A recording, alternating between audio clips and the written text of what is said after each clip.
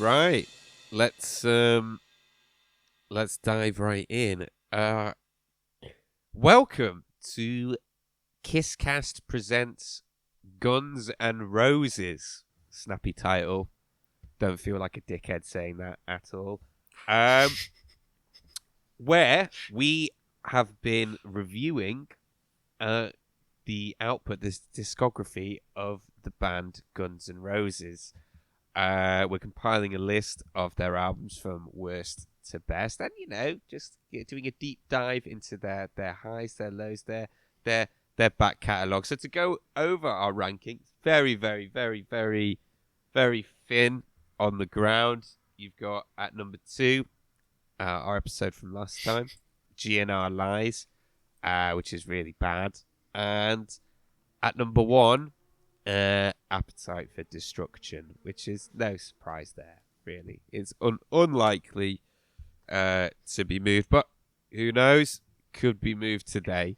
You never know. So, a bit of background on the album we're going to be covering today, which is Use Your Illusions Part 1.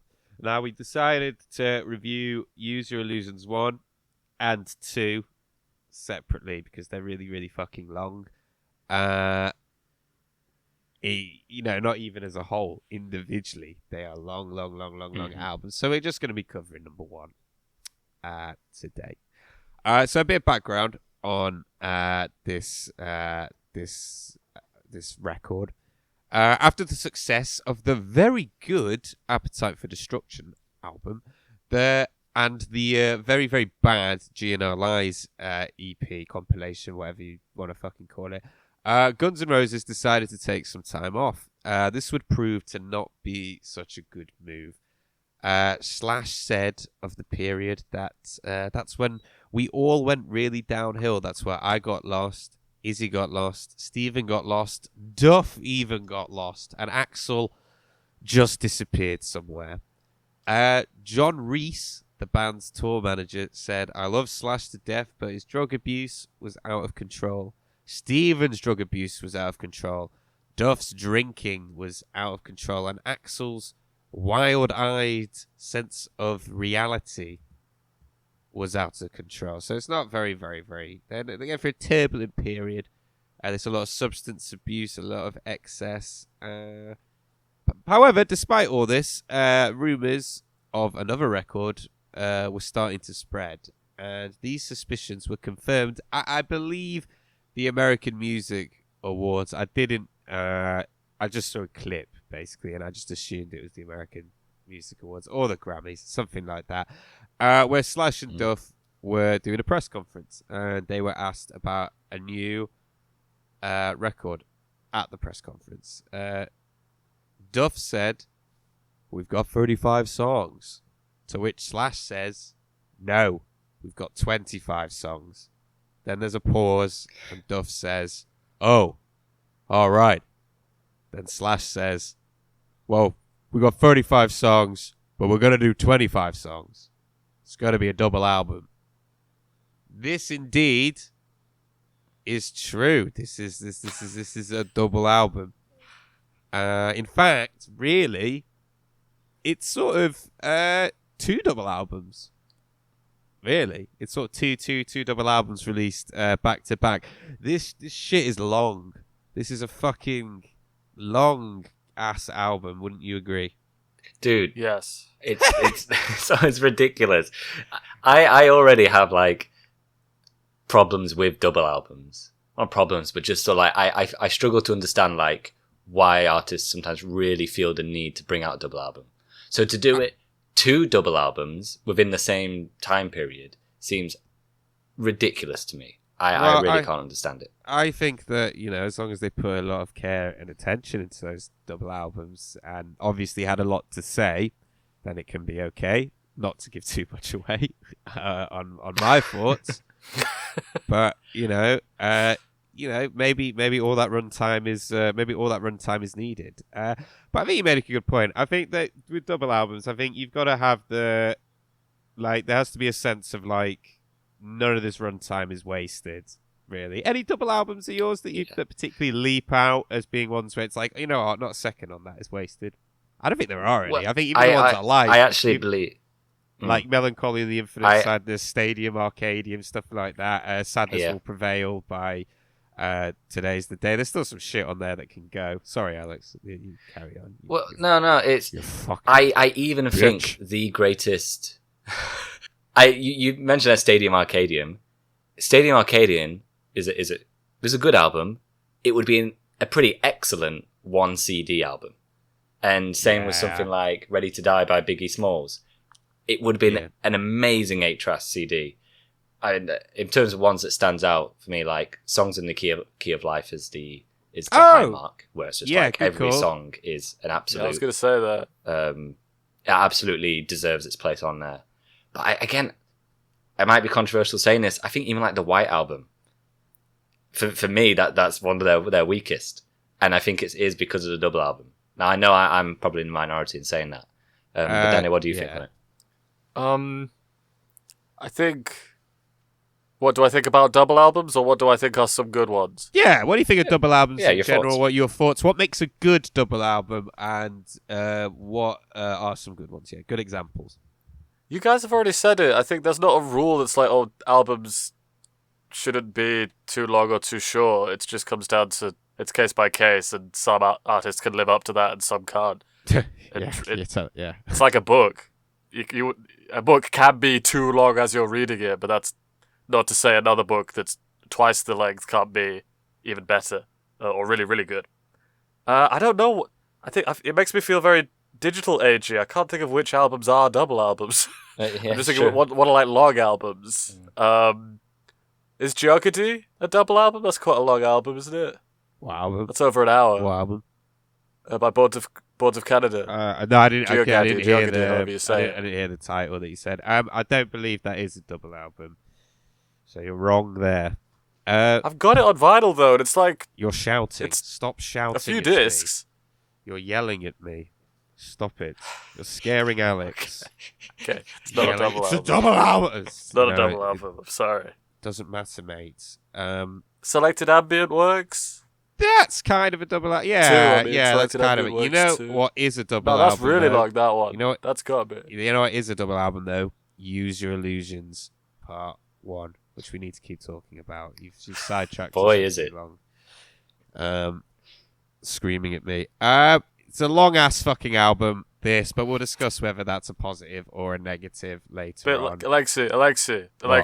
What? A bit loud. Just turn it down. Just turn the volume down a bit. Sorry. Okay. Okay. Please don't talk to me like that. Thank you. Don't call me out in the podcast.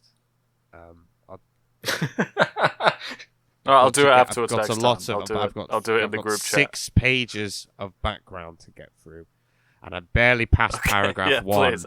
We're barely past the tour. Basically, it's all true that indeed Guns N' Roses went into the studio in spring of 1990 to work on this, their magnum opus and ambitious project. Rarely seen in metal, rarely seen as a second record to put, if you count this as the second, to put a double record. Obviously, the stakes are very, very high. They've got a lot to live up to. To quote Axl, I just want to bury appetite. I don't want to live. Should I do an Axl Rose impression? Been working on it. He's got a horrible speaking voice, like a fucking awful. If you've been working on it, wow, I just want to bury appetite. I don't want to live my life through that one album. We have to bury it. So rather than just throw a. Yeah, that's how he speaks. Actually, not at this period. Yeah. He sort of developed that speaking voice as he got older. At this period, he's sort of more like just down here. Don't fucking interrupt me. So rather than just throw a couple of songs together that we think are fun, we're going over everything with a fine-tooth comb. Now, I get the idea. I get it. The idea is to move forward in another direction, and they can't remake Appetite. I get that, and The stakes are high. Do you agree that this is a good choice, a good artistic choice coming off of Appetite? You know, like a good direction to go in. Danny, what do you think? No, I don't know what the concept is in terms of direction, other than it's really, really long. What was the Yeah, it's direction? like different. What were they like? What was the concept? Different. We want to be different. Oh no. I mean, yeah. Well, if they could pull it off, then yeah. But this album was not that. Well, Alex, what do you think? no, I think it's safe to say they did pull it off. Alex, what do you think about them going, hey, Appetite, fuck that right off. Instead, we're gonna make something that's really long and different. What do you think? Do you think that was a good do you think that's a good artistic move as an idea? Going long for me, definitely not. We saw it on GNR Lies that they want to do a bit more acoustic stuff, maybe a bit softer stuff. At least I assume that was their sort of direction they want to go to, and they've yet to sort of nail it on there. So far, no. They did move on in a very strange way. I would agree. The band who had made Appetite, this original band, had sort of drifted apart. There were a lot of sessions that actually, it turns out, were literally phoned in. Axl and Slash would talk a lot on the phone about song arrangements. On this, Slash says that it was impossible to get everyone, the whole band, in the same room together. Matt Sorum, who played drums on this album, said the whole situation was very dark. There was a toxic sort of feeling in the room. He also said that sightings of Axl Rose were few and far between. Slash described Use Your Illusions, the album, as all over the place. He went on to call it their version of the White Album, but not as good. What's weird? You said the White Album, Alex. Wow. He said it was all this material coming from all directions. Listening what he said there. Yeah, I was listening then. Yeah, Right. It was fucking interesting. Another interesting addition to this record are that there's a few guest singers on it. One was Blind Melon singer Shannon Hoon. They had a hit in 1990. 1990? They had a hit in the 90s called No Rain. He sings on Don't Cry. Sings very badly on Don't Cry, actually. And Alice Cooper. Alice Cooper is on this record. My first gig, or one of my first gigs, I can't remember which one it was seeing Alice Cooper with you guys, actually. I've had a hard life, so my memory isn't great, so I can't remember if it was number 1 or 2 or 3. It was the early one. And it's good to finally review something with him on. It's just a shame it happened to be this. But moving on. The mixing for this album had quite a lot of difficulty. They had a difficulty achieving the final sound, especially during the mixing stage for both records. According to a 1991 Rolling Stone cover story, after mixing 21 tracks with engineer-producer Bob Clearmountain, weird fucking name, the band decided to scrap the mixes and start from scratch with a different engineer. If Axl liked the mix, Slash didn't. Price record. And if Slash liked it, Axl didn't. They still hadn't finished the record when they went on their massive 18-month world tour supporting this album. So the last half dozen songs were recorded in random studios across America on days off in between gigs. That's a quote from Bill Price, who ended up engineering this record, by the way. He said that on their massive 18-month tour, on the last couple of songs had to be recorded on random studios on days off. Or, maybe this is a controversial opinion, they could have just fucking left them off. Maybe they could have just fucking been like, well, you know what, we've got like 100 songs. Maybe we could just deal with having fucking 83. Do you know what I mean? That's what I'm saying, man. Where does Wouldn't you this agree? confidence come from? They were like, oh, we absolutely have to record Dead Horse. We better take some day off because we have to get Dead Horse on this album. That is fucking mad. Like, happily could have left that. Happily. But do you get a sense from listening to this album that it's an incoherent, overlong, unfocused mess by a bunch of smack addicts that really hadn't got a fucking clue what they were trying to achieve? Yeah. Not to give too much away of my opinion on this record, but do you get the... Yeah, I agree with yes. that. I'm really agreeing with you on Yes, that, yes, and actually. yes. This is a strong, hard agree. Yeah. Well, then we can move on. Slash said that in order to work on this very, very ambitious project, they needed to straighten themselves out. But one member could not do that.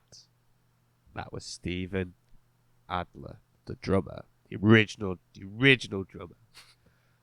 During the early sessions for this record, Steven Adler's addiction to cocaine and heroin was spiraling completely out of control to the point where he couldn't record his drum tracks. It was so bad that by the time the band entered the studio to record the song Civil War, which appears on the next record, he could not play the song. Adler said that he tried to play the song about 20, maybe 30 times, and the drum tracks had to be heavily edited just so the band could play along with him. Doug Goldstein, the band's former manager, said, if you've been fired from Guns N' Roses for doing too many drugs, maybe you should curb your drug usage. However, Steven has also pointed out as well that when they brought Matt Sorum, his replacement, into the band, they just did a shitload of drugs with him also, so it was a bit hypocritical. This caused the band to give Steven an ultimatum. They said, you've got 30 days to clean yourself up or you're out of the band. So they made Steven sign a contract saying that if he started using again, he was out. Unfortunately, Steven just couldn't stop taking his drugs. When Axl was asked about Steven no longer being in the band, Axl said, Steven did not leave the band. Steven was fired. He could not leave his drugs. There were other things beside the band that he was involved in beside his drugs that were very dangerous and scary, and I want nothing to do with that. Steven then decided to take Guns N' Roses to court, I think on the basis of wrongful termination. His reason being that he was so strung out of drugs and out of it that he didn't understand the contract when he signed it. This is highly probable. I mean, that probably did happen. He also alleged that in the contract that had been made to sign took away all his financial interests in the band. He said, I was told every time I did heroin, the band would fine me $2,000. What these contracts actually said was the band would pay me $2,000 to leave. Wow. Easy mistake to make. I guess we've all been there. How comical. Steven also said that they were taking his royalties and all his writing credits away. He said that they didn't like me anymore and they just wanted me gone. The case was settled out of court, and Adler received a back payment check of $2 million. And was also granted 15% of the royalties of everything he recorded prior to his departure. During the trial, Steven would bring heroin in foil to the courthouse with him and shoot up in the toilet every time he got a chance. Steven's drug problem was so bad to the point that his mother had to take control of his finances. Steven did not agree to this and ended up suing his own mom. Steven took being thrown out of Guns N' Roses very, very badly. In his own words, he said, I did everything I possibly could to try and kill myself. And on 2 separate occasions, he took 100 Valiums, drank an entire bottle of Jägermeister, and shot up 3/4 of a gram of heroin. He said that everyone he knew that he thought was his friend had taken everything from him and then disappeared. So, that moves us on to a new segment we're going to introduce. If you listen to our Kiss podcasts, you know that we had Kiss Casualties, where we would sort of assess the impact and legacy of fallen members of a particular band. So for this one, I'm introducing a new segment called Appetite for Decomposition. Great title. Which I definitely didn't spend less than 5 minutes coming up with. And where we're going to talk about, what we think of Steven Adler, what are his highs, what are his lows, what are his lasting impact and legacy is. Alex, let's start with you. What do you think of Steven Adler? Firstly, before I talk about music, just want to point out that even though we try to have fun discussing this period of rock, like the 70s and 80s, like we do with Kiss, and that, it does show just how even though it is kind of a wild time and kind of fun to talk about, all the stuff we're saying with Steven Adler is unbelievably common, and it's such a shame to hear and super, super sad. Of course it happened. Wait till I get to the aftermath. Wait till I tell you what happened to his career. Saying how he's treated after. Hell. So. It's bad, man. It is bad. Get out there. Also, sorry, something I just want to say as an addition to what you just said about this, this being really common. You read things about these bands, and I'm like, how are you fucking alive? If I drink too much, a hangover just kills me for a week. I'm 31 now. So I just feel like ass for ages if I drink now. How are they 100 Valium and a bottle of Jägermeister and 3/4 of a gram of heroin? You read these things, you're like, how are you still alive? You know what I mean? It's mental. Just too soft, mate. That's it. Not made it the hard stuff. Pussy. But as a musician, I mean, we only really got the 2 albums, and even then, the amount of drumming on GNR Lies was minimal. So we haven't got much to go off. But comparing Steven to what we hear from Matt Sorum on this album, I got the feeling that Steven Adler's a bit more looser with his playing style, a bit more chaotic. At times, I don't mean that in a bad way, but but he matched the energy of the rest of the band very nicely in that sort of street sort of all over the place style. There's definitely more of a sense. What we hear, there's definitely more of a sense of chemistry with him as the drummer. Absolutely, I think, but that's not necessarily Matt Sorum's fault, because I don't think the band, none of the members of the band had much chemistry on this record. Use Your Illusions.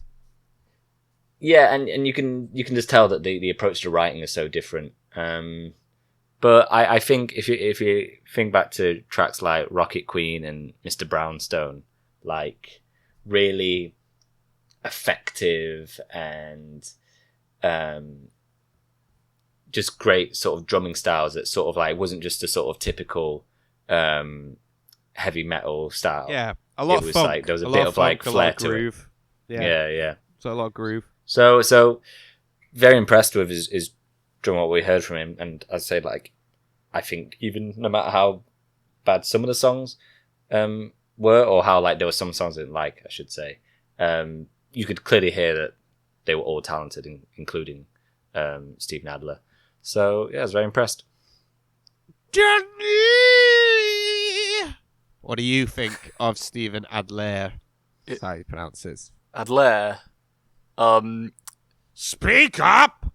Do you want me to speak loudly or quietly, for fuck's sake?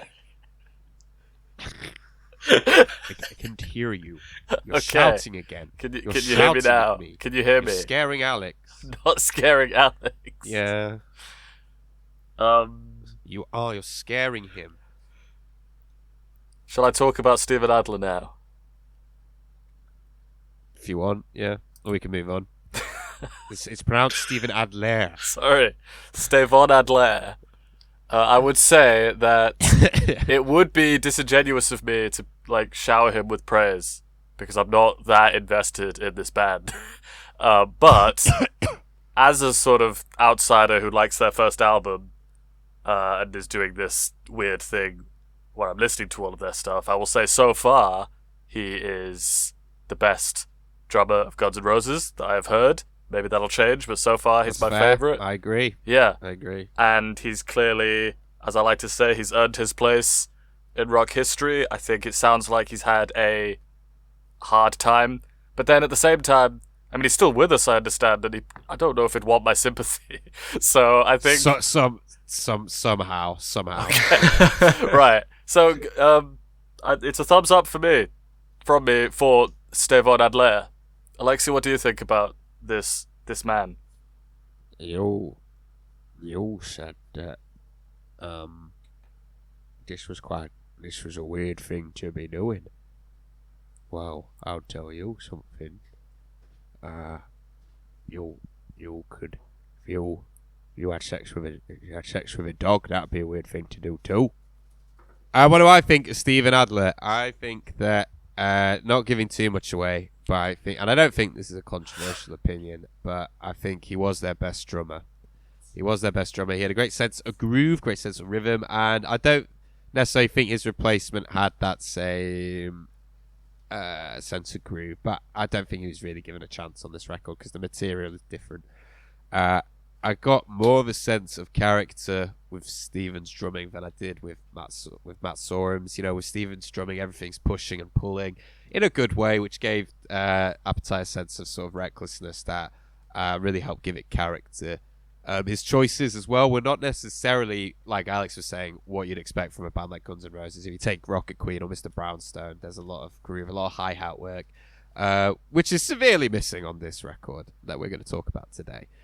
And much like Slash as well, he's got a lot of classic parts to his name, like a lot of classic parts you can air drum to, like Rocket Queen, Paradise City. Exactly, you know, the opening fills to Paradise City and the absolutely like mad fucking drum rolls towards the end. You know, their particular stands out.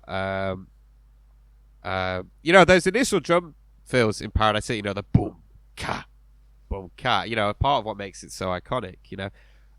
He was absolutely an integral part of the initial chemistry that made Appetite a great album. And, you know, and how many times as well were we praising the rhythm section on Appetite? Just really locked in. Yeah, kind of loose at the same time in the best possible way. It adds credit to the theory that Guns N' Roses is the initial chemistry, or everything good about Guns N' Roses is the initial chemistry of the original 5 members. It's very different to Kiss. Kiss were hampered by less talented members, whereas Guns N' Roses, you know, is the sound of is just the sound of 5 guys that really locked in together and complemented each other great. And I don't think Appetite necessarily would have sounded the same without Stephen Adler. And like I said, got some classic parts to his name, and without a doubt was a key part of the band. Was a key reason why they sounded different.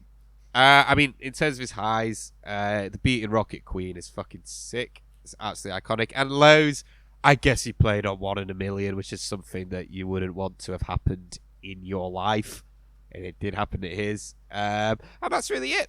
I think he was a cool, unique drummer that slotted into that band beautifully. And also, as a side note, he looked great as a 5th of that band. Matt Sorum doesn't quite cut it in terms of the look. He's got a weird sort of perm, long receding hairline perm thing going on. He doesn't look great. If you saw him in the street today, you'd definitely think he was a sex offender. Just saying. You would absolutely not for a second. Yeah, he looks from a different time, doesn't he? Well, yeah, because it was a different time. What are you talking about? What, you mean even from the 90s? Yeah. He looks older. He looks like early 2000s. I don't what like... What are you talking about? What are you doing? You idiot! I don't like the fucking look of him. If I saw him in the street, I would pick my child up. And he's nearly 8. So, you know, weighs more. Anyway, what did Steven Adler do after Guns N' Roses? Would you like to know? Yes. Would I? Good, because it's pretty fucking depressing. This is come straight from his Wikipedia page, as usual, like we do with these segments. So I'm just reading it for verbatim. Feel free to jump in, chime in with, I don't know, some witty observations. Then you'll say, don't fucking interrupt me. Following his departure... Shut up! I'm speaking! He's got a lovely picture on his Wikipedia. Who? Matt or Stephen? Steven. You know who's got a great picture on his Wikipedia? Justin Trudeau, the former Prime Minister of Canada. Okay. There's something, the lighting, the way the light... the way the light shines off his face. They really put a great picture. Maybe, actually, Alex, maybe you could use that as the thumbnail for this video. Adler instead reformed an older band called Road Crew with a new lineup consisting of former Vane singer Davey Vane, guitarist Jamie Scott, and bassist Ashley Mitchell, along with guitarist Sean Rory. I think that's how you pronounce that. They recorded an album and attracted attention from a major label, but due to Adler's persistent drug problems, the group disbanded shortly afterwards. Adler then entered a prolonged, self-imposed exile from the music industry, a bit like Brian Wilson. He later recalled, I wish I could say that I did a lot of traveling and or self-improvement, but all I actually did was sit on the couch and get high while the TV watched me. It was a very, very, very hard time. And then he got clean. Wrong! You couldn't be more wrong. He did not get clean. In 1990, Adler suffered a stroke and was briefly comatose after taking a particularly potent speedball, which is a cocktail of heroin and cocaine used intravenously, which caused a temporary paralysis on the left side of his face, resulting in a speech impediment. The following year, he pleaded no contest to disturbing the peace in relation to a domestic violence charge involving a woman with whom he had been living. He was sentenced to 4 days in jail, 3 years probation, and mandatory drug counseling. This being his darkest hour, he then decided that now was the time to get clean. Ha! You should have seen your fucking face! You're making me look a twat! No, he didn't get clean. He did not get clean. In July 1998, Adler joined the newly reformed hard rock band Bullet Boys, along with future Guns N' Roses guitarist DJ Ashper. The group recorded an album and announced a US summer tour with Faster Pussycat, Bang Tango, and Enough Z'Nuff. What the fuck is that band name? And that ended well. And he went on and did great things. Wrong. Adler's return to music was cut short the following September when he pleaded no contest to 2 counts of battery stemming from attacks on 2 other women in separate domestic violence incidences. He was sentenced to 150-day term in Retract prison some of the and nice 3 years things I said probation. about him.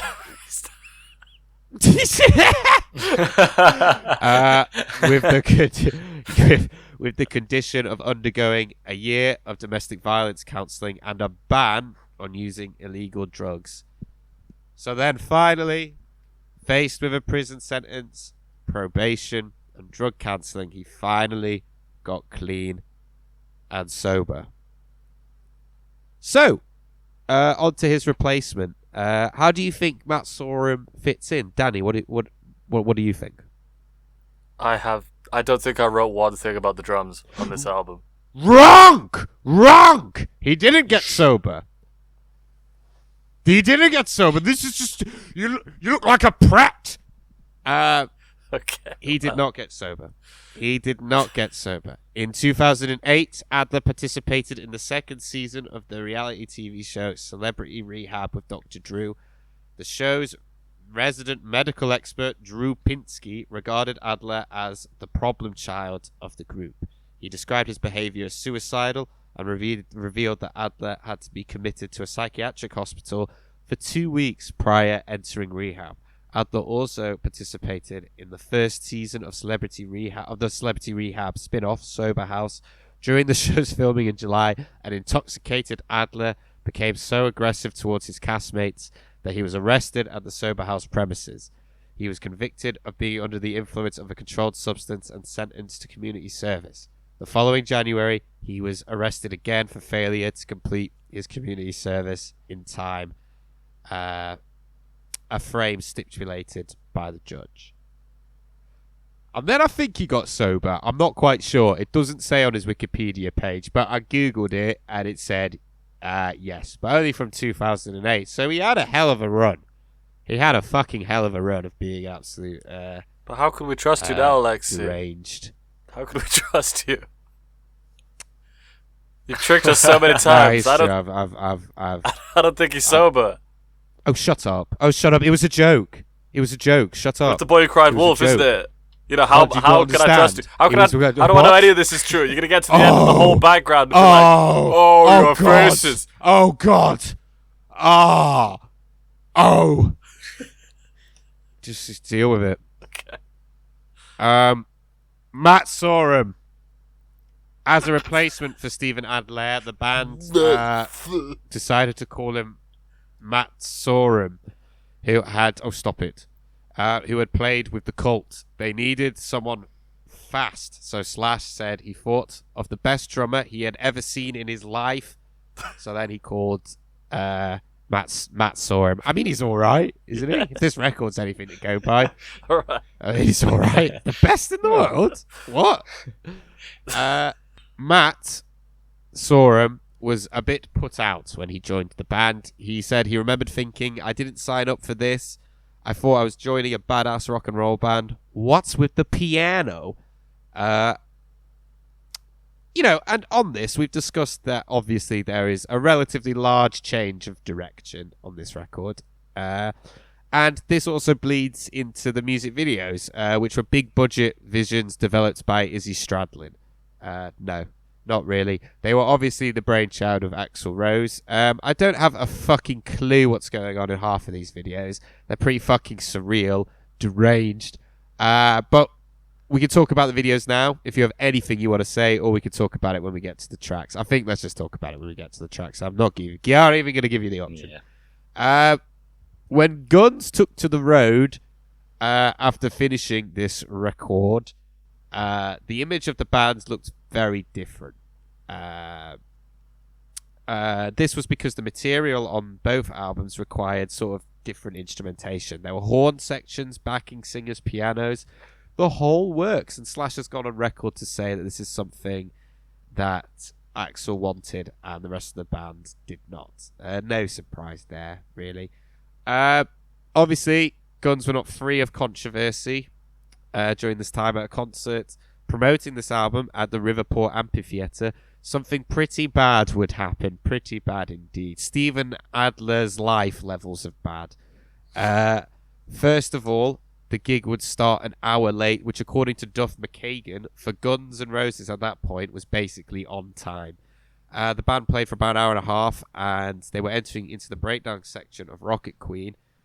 During this section, Axl spotted a guy in the crowd who was filming the band, and how do you think he reacted? Alex, how do you think he reacted? What? Say it again. Sorry. Oh, my God's sake. You're fucking listening. I was listening, Alex. Axl Rose. Thanks, Danny. What do you think? I think he reacted reasonably and said, well, it's probably low quality. It's not like they're going to release it. So that's fine. And you know what? It helps build a community when fans share things around.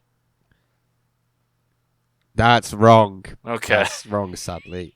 He told the guy to stop filming. You're doing really badly today. Which is crazy by today's standards because people film constantly. The guy did not stop filming, so Axl decided to dive headfirst into the audience, probably going, "Ah!" And it beats the guy up. Security dragged Axl off and got him back up on stage. He then went up to the microphone and said, "Because security haven't done their job, I'm going home," and then threw his mic on the ground and stormed off. Matt Sorum saw that the crowd were turning pretty nasty, and as a result of this, asked Axl if they could just go out and finish. Weirdly enough, Axl agreed. Didn't think he would. So the band got back up on stage. All 5 of them got back up on stage. But they couldn't even make it onto the stage because the crowd had stormed the stage and were stealing equipment and destroying the venue. It got so bad that pundits were taking apart the plastic seats and throwing them at the stage. The band then had to be shoved into the back of a van and told to get down so they were not visible. This would not be the first time that Guns N' Roses would cause a riot on this tour. Now, we will go into the Use Your Illusion tour next episode when we do Use Your Illusions Part 2. But from what I understand, it was a complete fucking disaster. And we will leave it there. Anyway, Use Your Illusions 1 and 2 gets released on September the 17th, 1991. Use Your Illusions 1 and 2 peak at number 2 on the Billboard Top 200 in America and in the UK, and is regarded by fans and critics as part 1 that we are talking about today is regarded by fans and critics as the better of the 2 albums. Oh my Jesus God. Christ. What is number 2 going to be like? Fucking hell. And also, even more bamboozling, people regard this one, part 1, as heavier of the 2. I mean, Jesus Christ. But enough on that. What do we think of the album cover? This actually is a painting that Axl Rose bought the cover of these records. I'm not sure which colour scheme is the original, because part 2 is obviously blue. But in a way, by the way, the title of the painting is also called Use Your Illusions, if you're interested.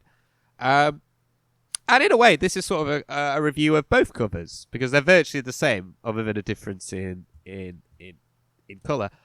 Danny, what do you think of this artwork? What are your feelings?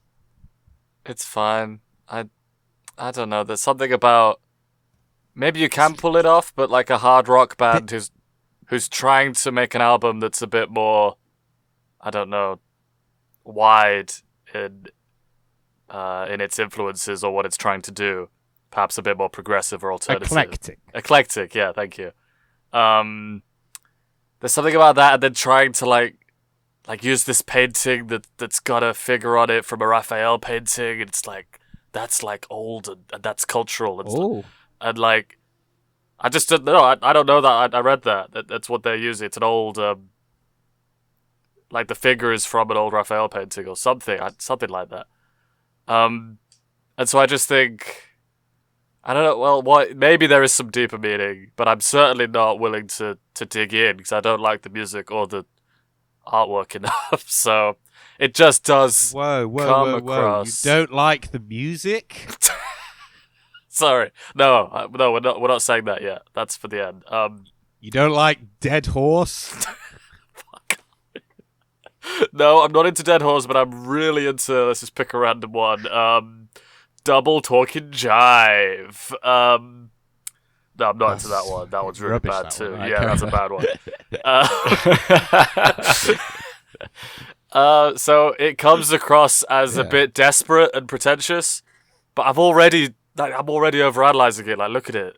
What is this? Alex, what do you think? I don't get it. Border this. I only just noticed it's got border. Ah, cool. Alex, well, yeah, you don't get it. What is it that you don't get about it? Yeah, I'm just not. I don't know. Like, it doesn't really evoke any like really strong feelings. It's sort of I'm a bit like, oh, what am I trying to get from this sort of thing, and how if I saw this, I wouldn't be quite sure what album I was getting in a record store. It has very little to say, doesn't it? It has very little to say. This album, Yeah, this and cover. I mean, it's like it's trying to say a lot, but at the same time, it's just kind of like, oh, that's a thing, that's an image.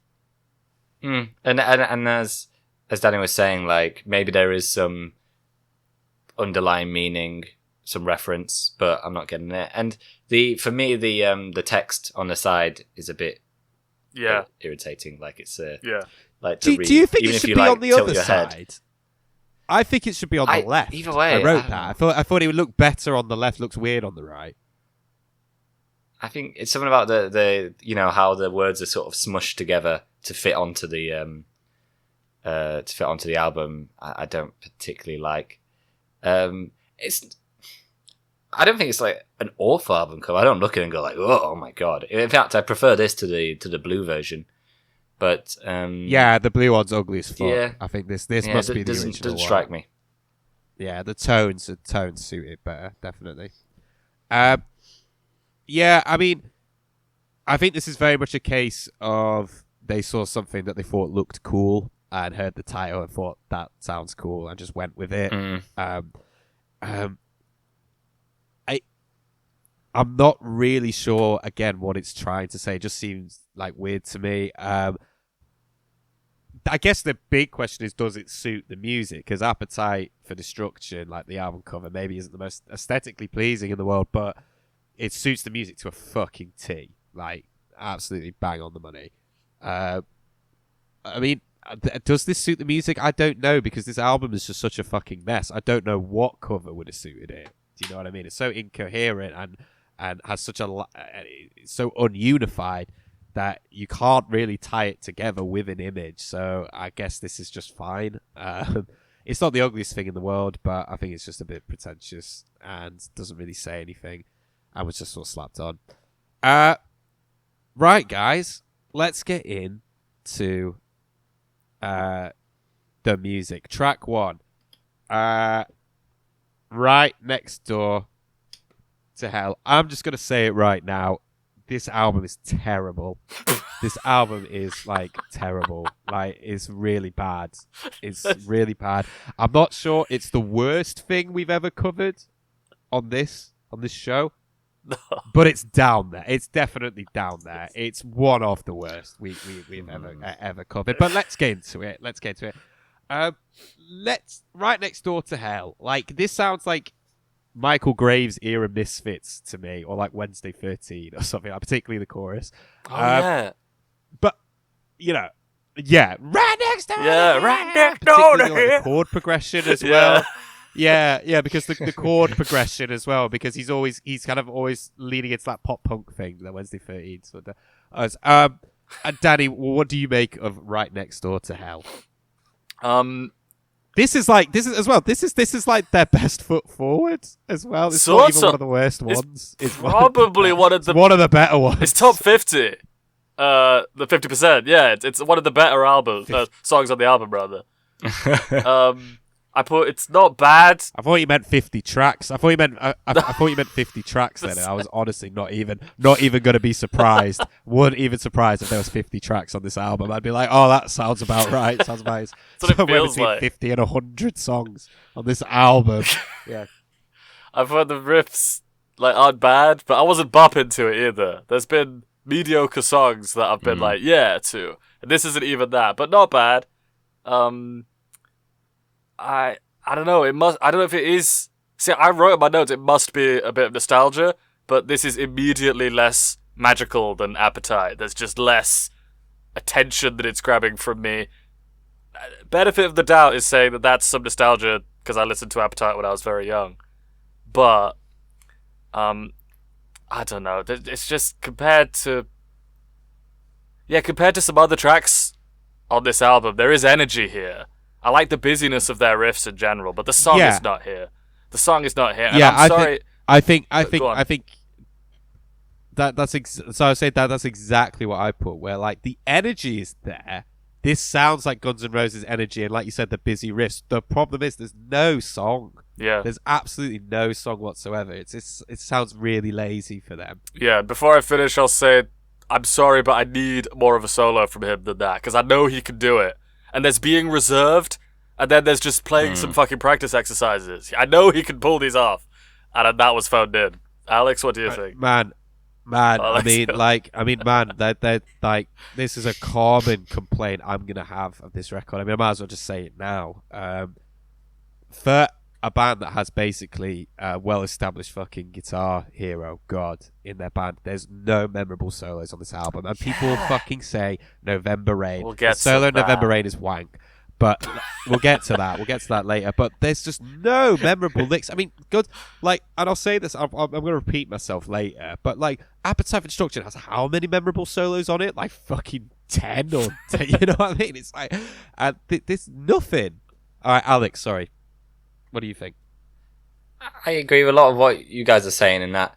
The song itself, it's not brilliant. There's not a classic sort of melody line or chorus or anything go on. However, this song does have a lot of the Guns N' Roses ingredients that I like. I think the riff is kind of that tone, that sound I like from them.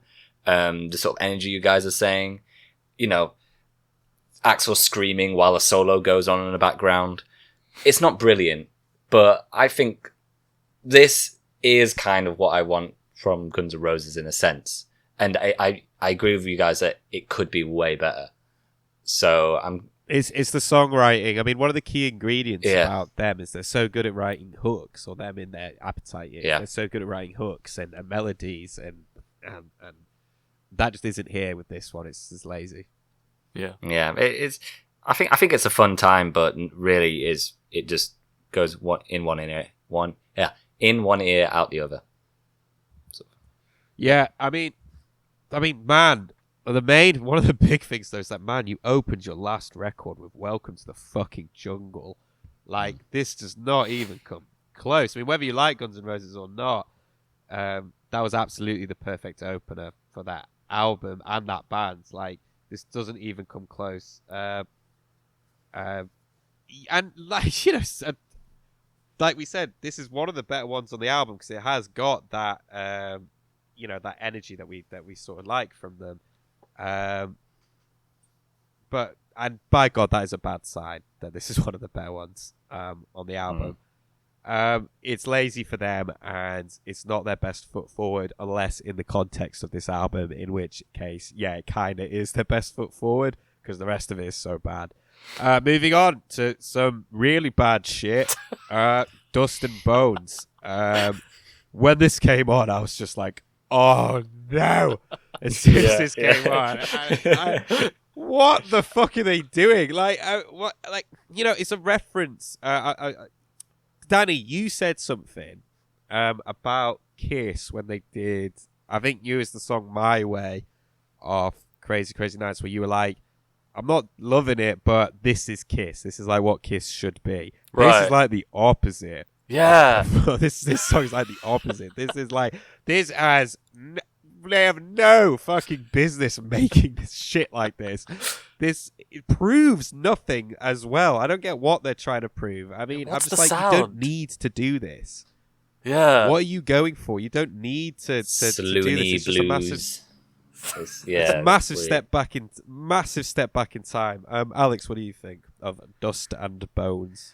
I had the exact same reaction when it first came on. And I was, oh no, like, for this to be the second track, and it just, because like I said, the first track, it wasn't great, but I was like, oh, this is still Guns N' Roses. Like, you could see the through line from Appetite to that song, though not as good quality. But then this one was, like you said, Alexei, it's really not the direction I wanted them to go in.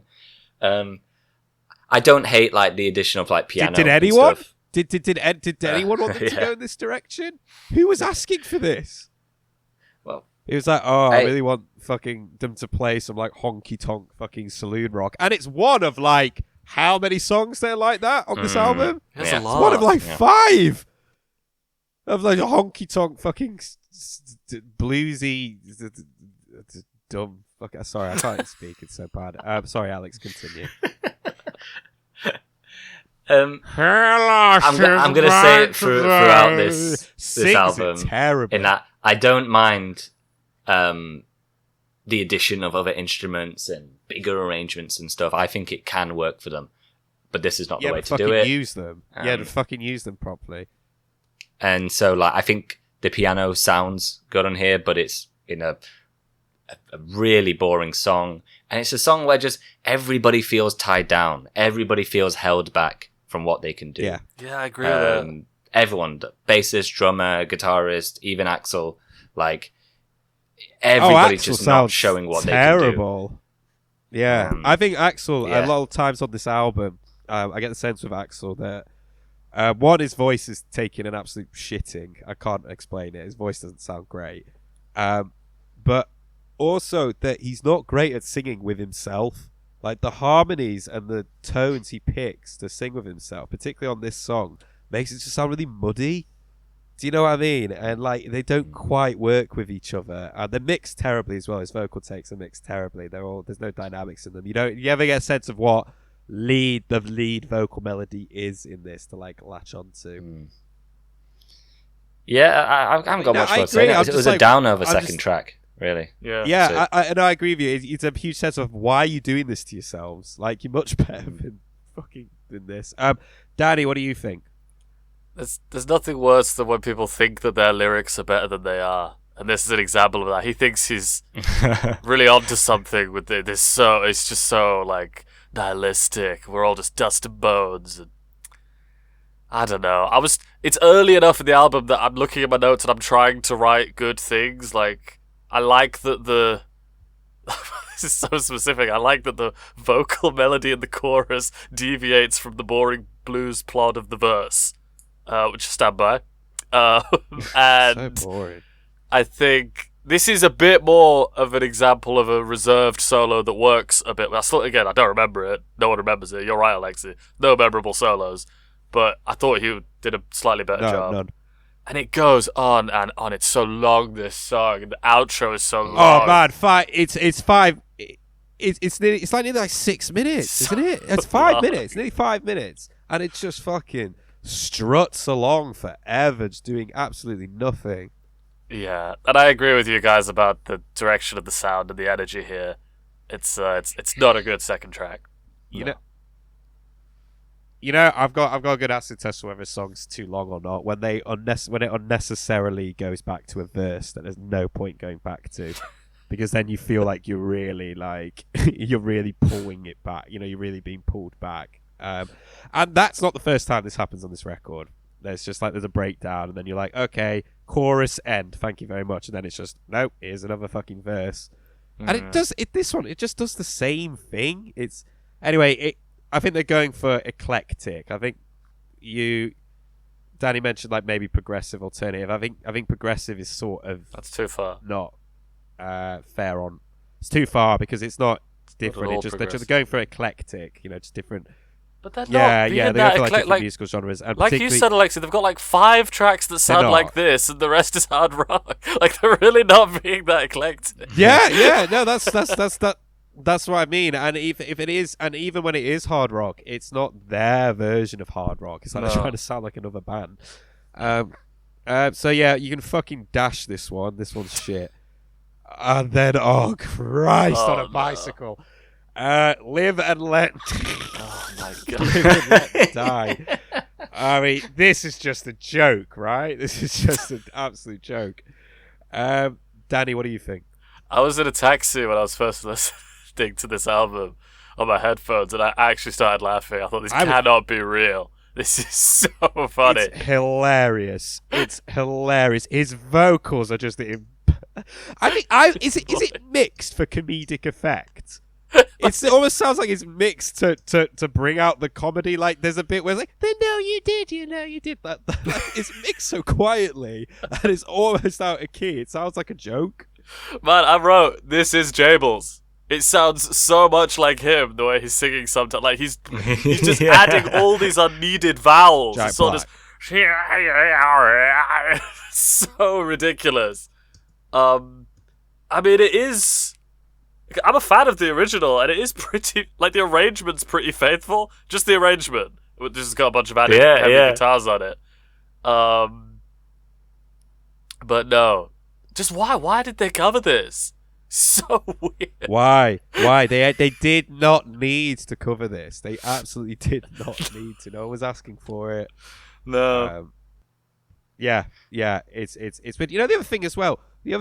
For a song that's got a whole bunch of sections in it, it's really underwhelming. Like it's sort of like it's quite short and has a bunch of different like BPM changes. They go to like there's the fucking reggae section, there's the quiet bit, there's the the heavy part, the up tempo part, and it sort of finishes and it just leaves like surprisingly underwhelming. At least maybe you'd be like, oh, that was a lot. It's just kind of comes and goes. Alex, what do you think?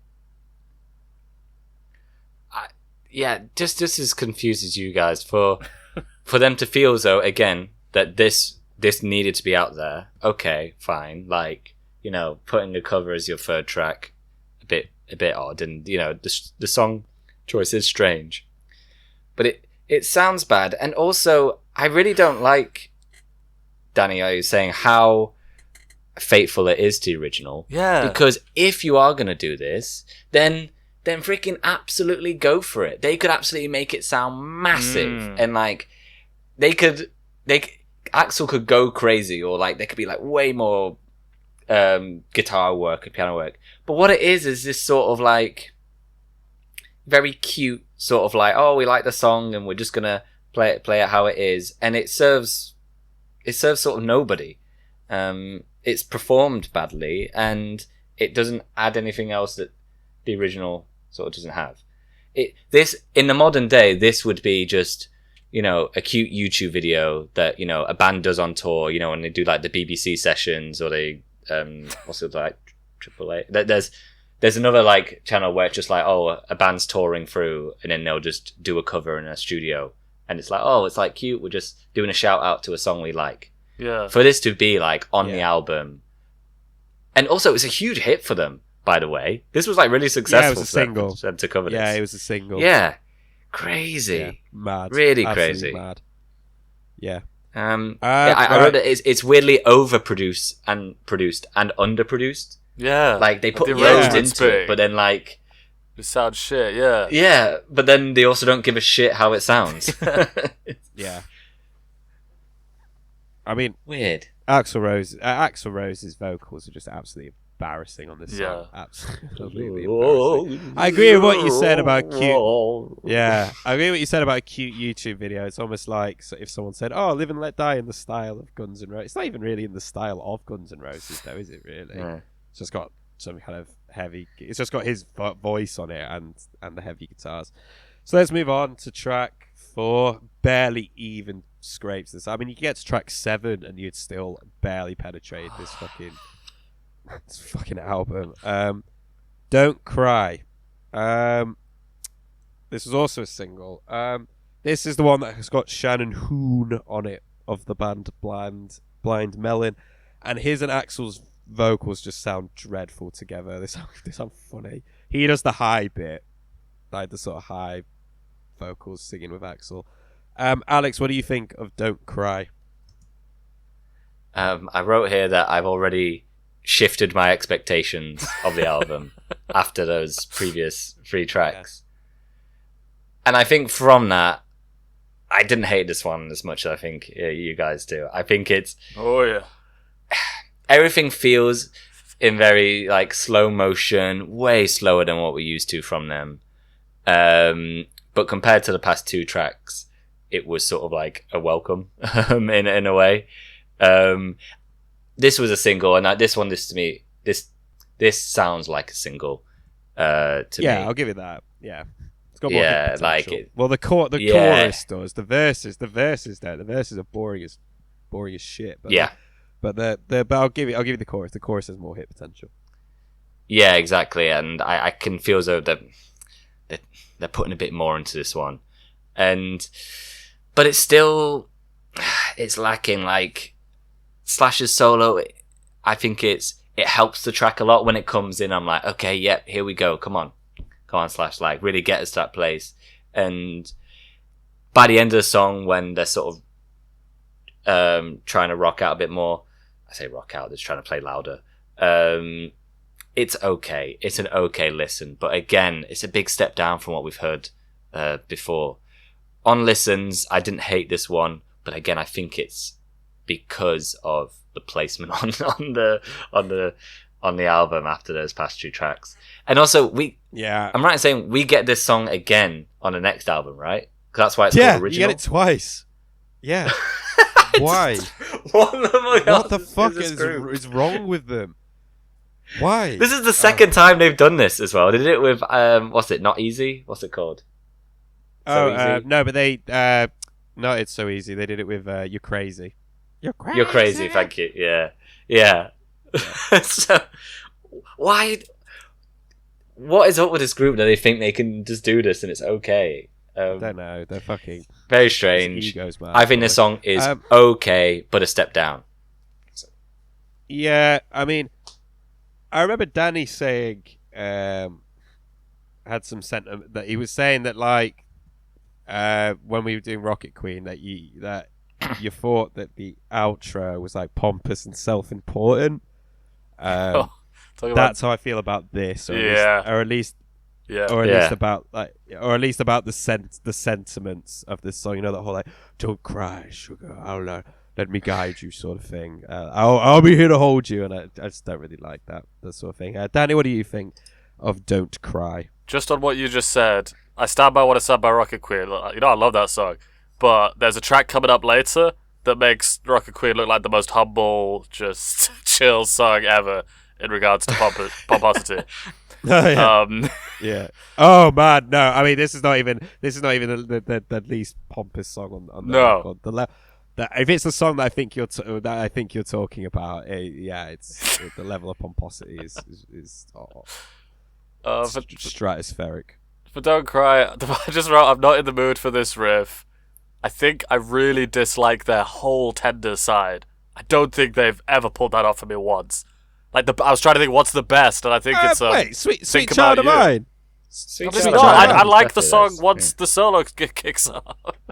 I don't really care about the rest of it. And I said, I don't like the lyrics of that song. I don't really like the way he's expressing that. I mean, you're right. I guess I like the riff, but the riff doesn't sound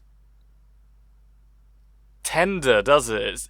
I feel like way too often they try to do this really kind of don't cry, like what you guys were saying, that very like Patience. Like Patience. This might be better than Patience. I don't remember. No, it's better. It's better than Patience. It's definitely okay. I'll take you guys' word for Patience. He does such an annoying long note at the end where he's like changing the vowel sound. He's going like like that. And it's not for me, this one. Don't like this one. Yeah, you can dash this one. Yeah. Right then. The next track on this album is also, sorry, just on Don't Cry. Again, really fucking long. It's really long. Yeah. Goes on and on and on and on and on. Another one, again, way too long. Next song, Perfect Crime. Again, this is one of the better ones. Yeah. I think they're nailing the energy. They're nailing the Guns N' Roses energy, but same as Right Next Door to Hell. Song in there. Song's not there. There's no hooks on this song. There's no hooks on this album, man. There's no hooks on this album at all. Like, nothing you can maybe, nothing that even comes close. Alex, what do you think of Perfect Crime? I like the energy, and it's rocking, but it is throwaway in many senses. I don't think there's anything much more. It does have an issue which I feel with a lot of tracks in this album, and that is Axl he needs to give space to the other members more. Like, he just needs to shut up sometimes. Yeah. And there's so many times where, like, on a track like this, where he should just let Slash and the others just go crazy riff and just rock out for a bit. But he constantly feels a need to, like, fill every breath, like every space with something. Like, he's constantly just spewing out all these words all the time. Yeah. And in some tracks it can work, and sometimes it, like, that energy does add to it. But I think on something like this, just let the other guys rock out for a little bit. You don't need to always be present on the track at every moment. This is one track where I think it's an issue, and I think there's a lot more to come with that. Yeah. No, I think the breakdown's good though. I wrote that. Breakdown's Yeah. good, the boom, boom, Funky boom. riffage. I liked that, and I liked coming out of it. But I'm sure they stole it from somewhere. I recognise it, and it was absolutely killing me trying to figure out where they took it from. But still don't know. Danny, what do you think of Perfect Crime? This is sort of a B-side Appetite song, really. Yeah, I could agree with that. The riff's better. I like the little key change thing they do in the verse. It reminds me of Car Chase City by Tenacious D, where like they just do the whole riff and melody, but they modulate it up. Yeah. I did write though, like, was that a chorus? Was that the chorus just now? Because again, hookless, no hooks. I agree, Alexei, about the breakdown. It gets a bit funky there. Slash lets loose. I don't remember, but I was thinking this is what I want. But Alex, your point stands about, yeah, he's not given space. The whole band aren't given space. I really agree with that, Alex. I didn't write that, but that is fucking true. That Axel cannot shut the fuck up. It doesn't overstay its welcome it's not... as much as the other songs do. Not to say, that it was great, but it was fine. It's fine. Okay. The next song. You Ain't the First. Fuck it off. Bin it. Sack it right off. It's going on the list of... It's going on the list of terrible songs by Guns N' Roses. Unequivocally. I have no words. This is a fucking joke. Fucking joke. Awful lyrics. Yeah, awful, really bad terrible lyrics. This is a fucking joke. It's embarrassing. I don't know. Who wants to go first? Danny, you can go. At first, again, open-minded all Got that. no words I for was the song. thinking, okay, yeah, why not? I was thinking, why not go for this? And I was thinking, I could get on this melody. Why not? It's not an album that's been full of great melodies. But man, it's just these boring ass fucking sexist lyrics. They're so boring. No one's shocked. No one cares. It's just really boring to hear that.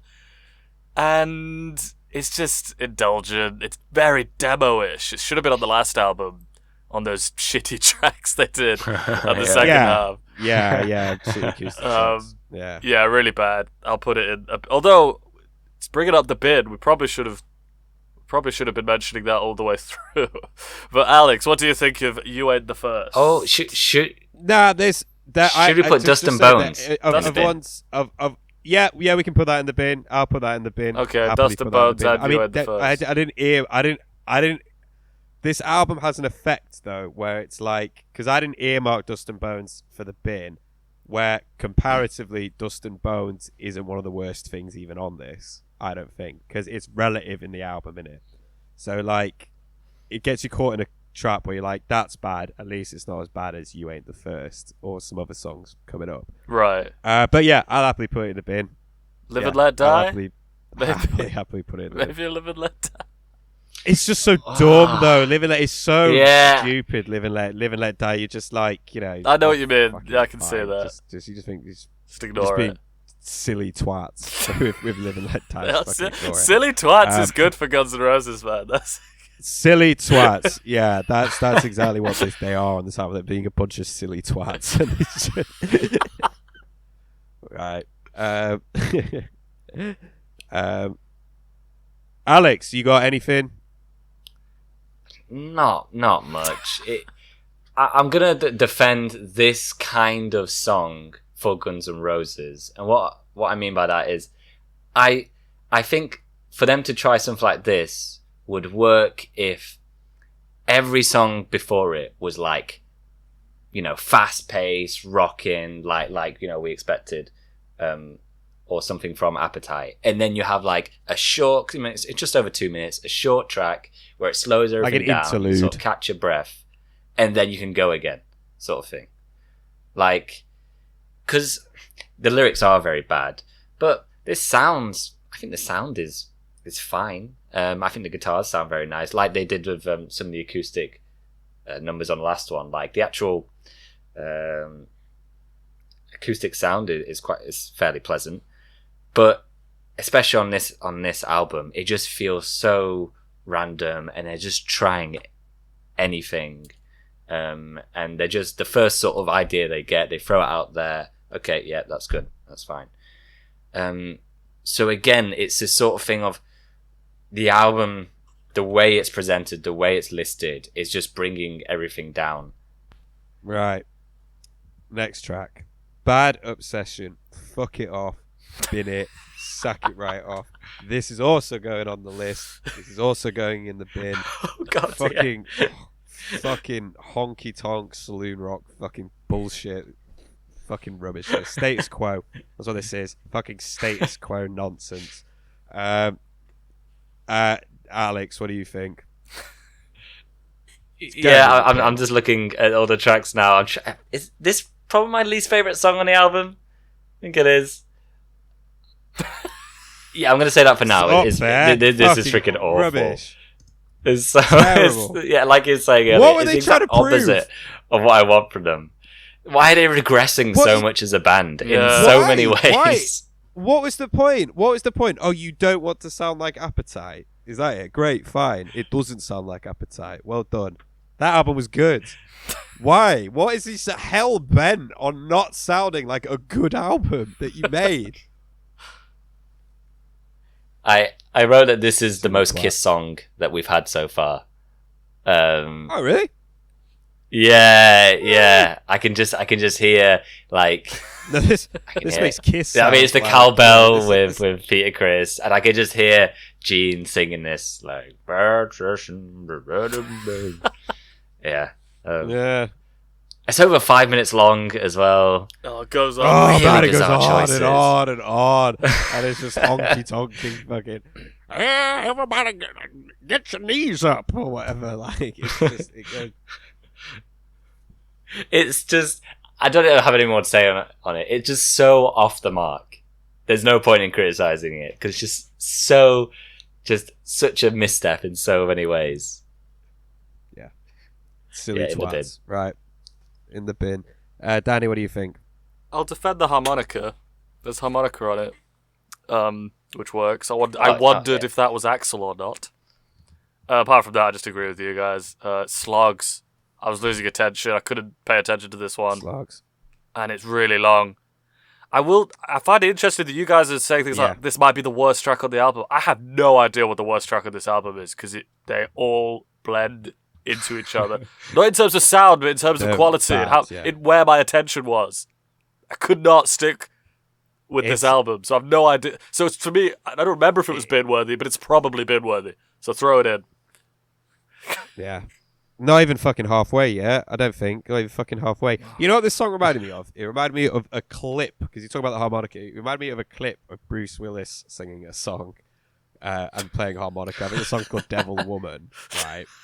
And it got me thinking, had Bruce Willis sung this, it would have sounded better.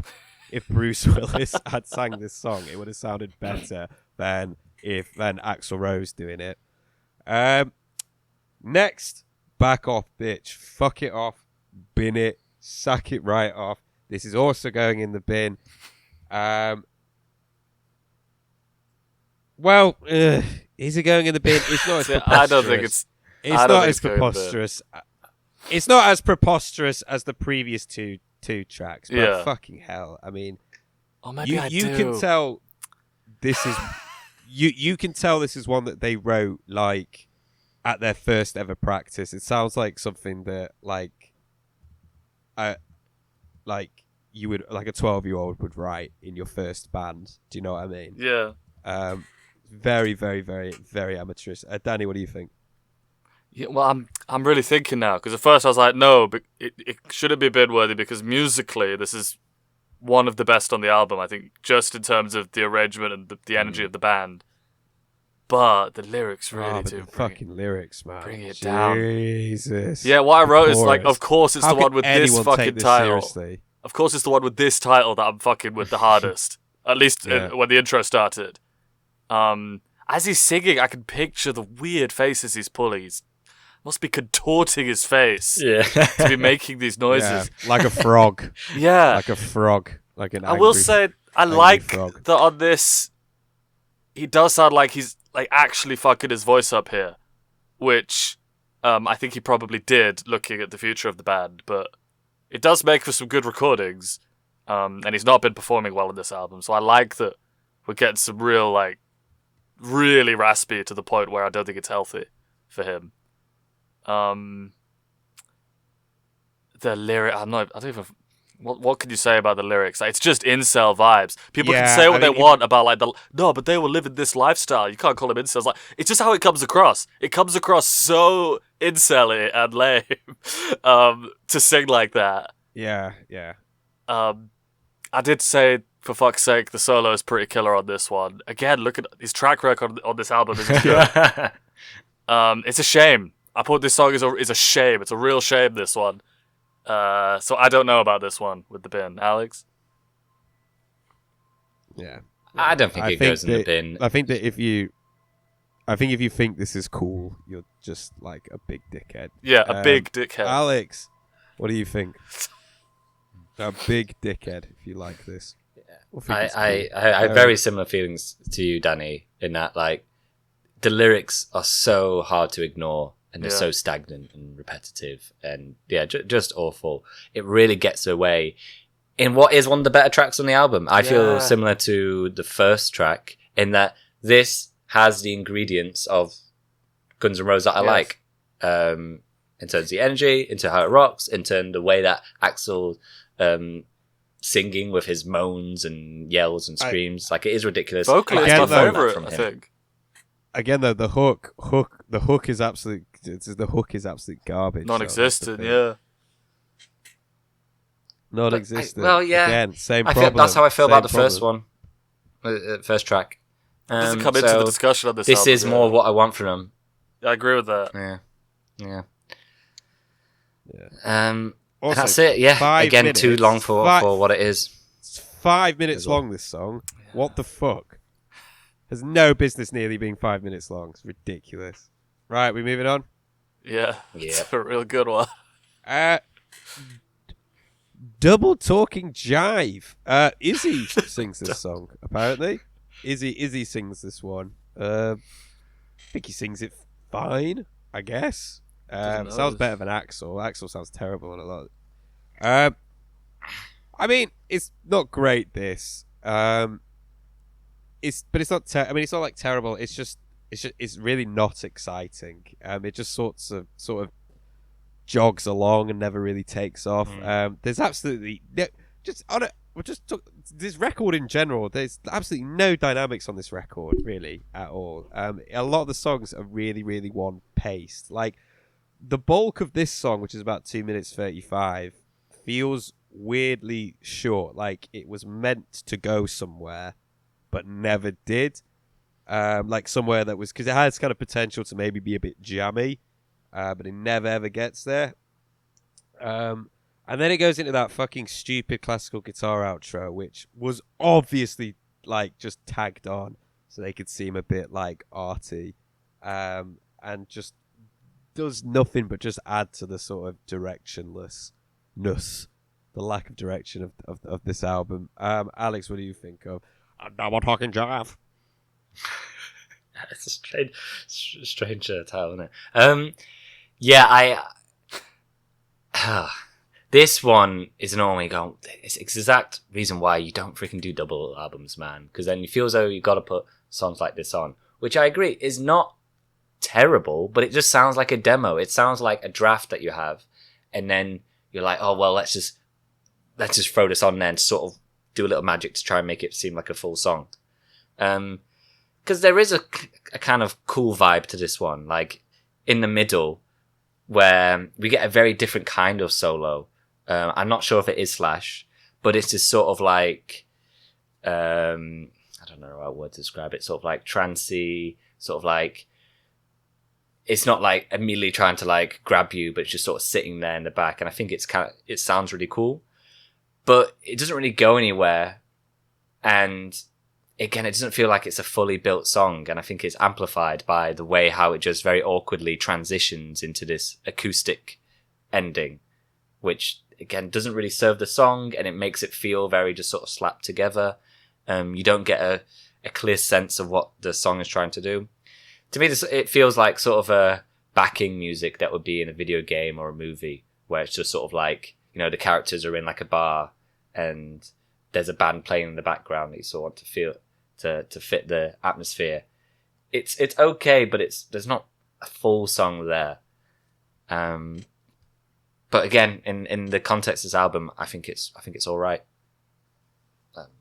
Danny?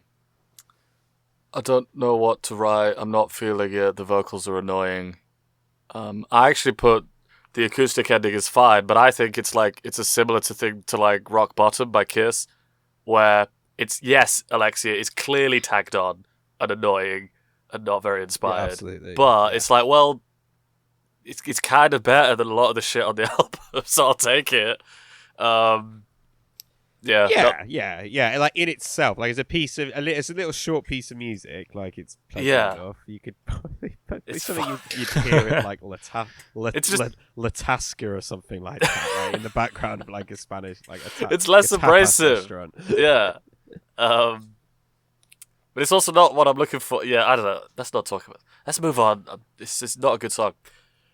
Yeah, let's move on. You know what else isn't a good song? You know what else isn't a good song? Careful now. November Rain. November Rain is a fucking shit song. I hate November Rain. I've always hated November Rain. All anyone has to say that's positive about November Rain is the video, which is a fucking joke, by the way. And all they say about the video is, yeah, but it's got Slash playing in front of a church in the desert. I do not care. It sounds rubbish. Like, his solo is shit. It just sounds like Brian May worship in like the worst possible way, and I really don't like his guitar tone anyway.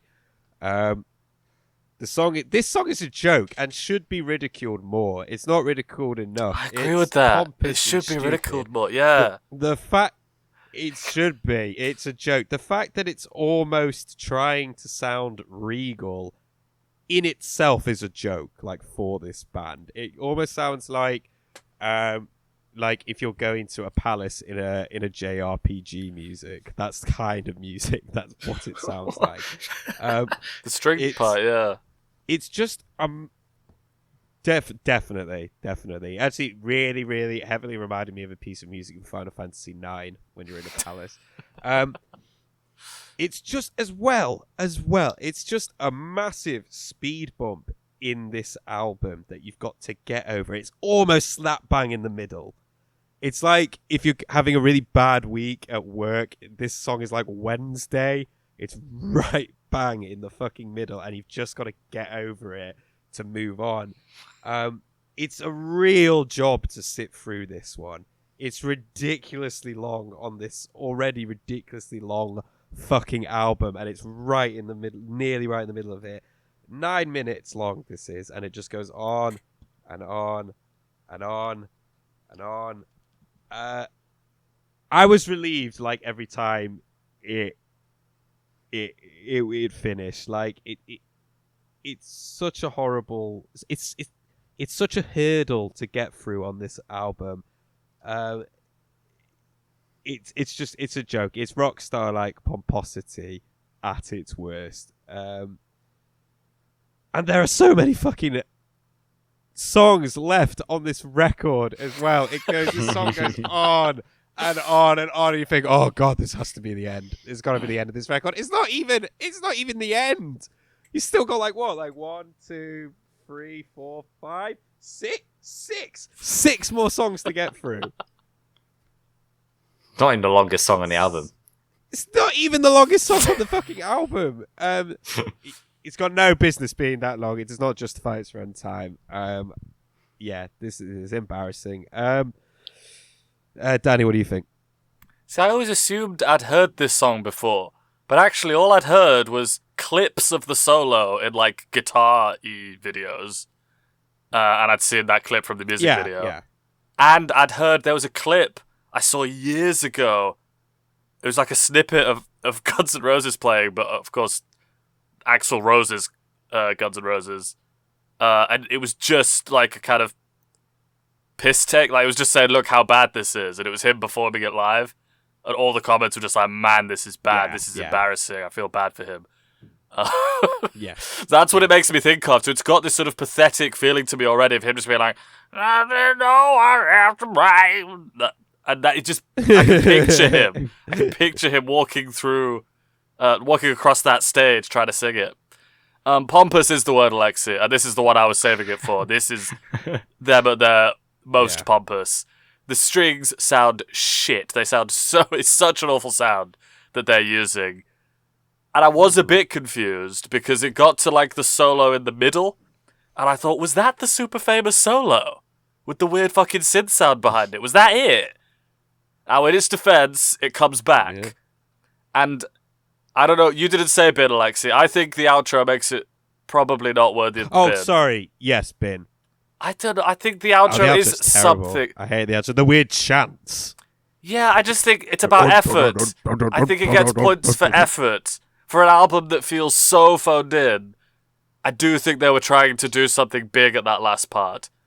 And I did recognize that last part. I would go bin. More. I think this... I'm still not sure. We'll see what Alex says. I think this should go... I think the rest of the song... I think this should go in the bin. Also... Yeah. It's just really bad. It's and you're talking about the sentiments of it as well. It's the same sort of, let me help you, child. Yeah, I agree. Let me take care of you, child. Yeah. In the cool of the moon. Overblown, I wrote. I really hate that. It's so overblown, and it comes across very insincere. And you need some time. It sounds, it sounds so pathetic. Yeah. When I hear it it's in my pathetic. head, I've his voice is really quiet, and you can't understand what he's saying. Does it know November right? Yeah. I'm right in the middle with the bin because I just about effort and the outro. I think there's something that Alex. What do you think? Personally, I'm amazed that you haven't heard this song fully, Danny. That is really amazing to me. For me, this is, I don't know, like, this is one of their big songs. It is. It's a massive hit for them. Absolutely. Yeah, it is. No, undeniably, I put my hands up. It's a big hit. Huge. I think on YouTube the views are unreal. Like, I think more than like I think maybe even more than like Welcome to the Jungle. You sorry, Alex, you say what you think, and I'm gonna look it up. Yeah, and I haven't heard anyone say, Alexei, that it's like a good music video, but it's definitely one of the most famous music videos of all time. Like, because I think it's still to this day one of the most expensive. So ridiculous.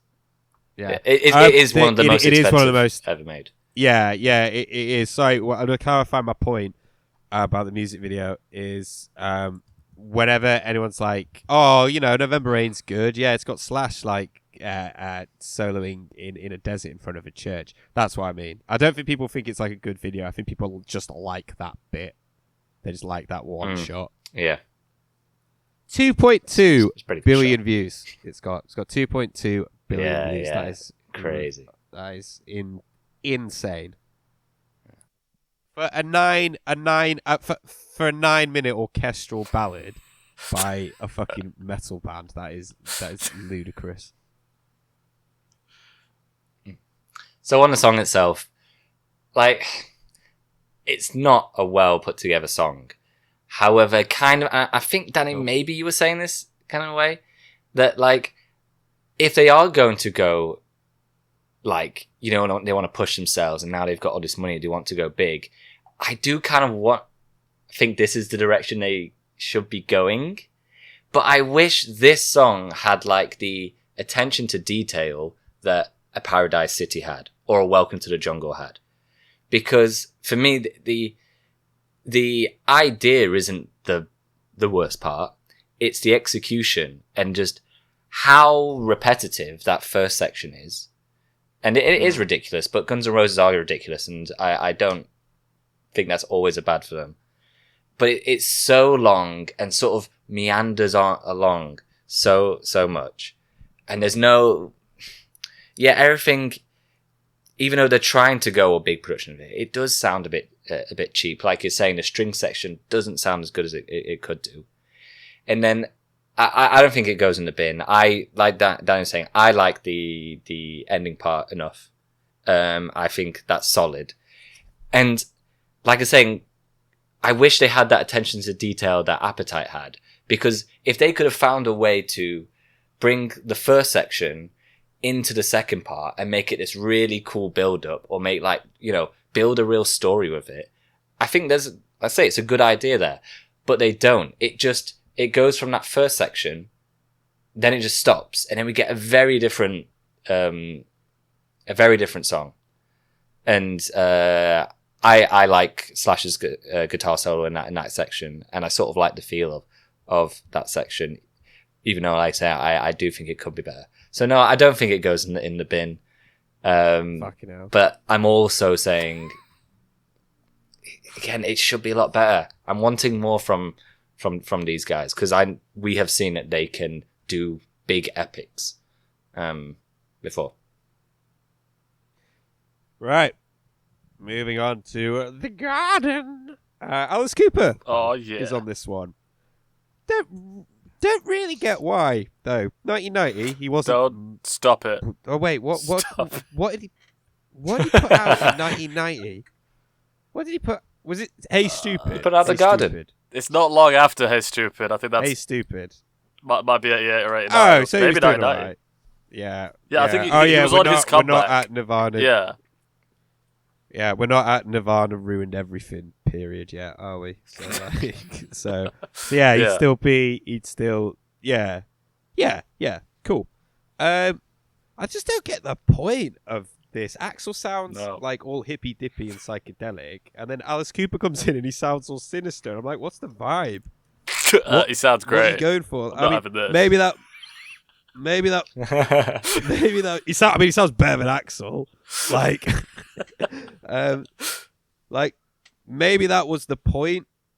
But I just think Alice coming in sounding all evil and theatrical just takes you right out of it and sounds really fucking silly.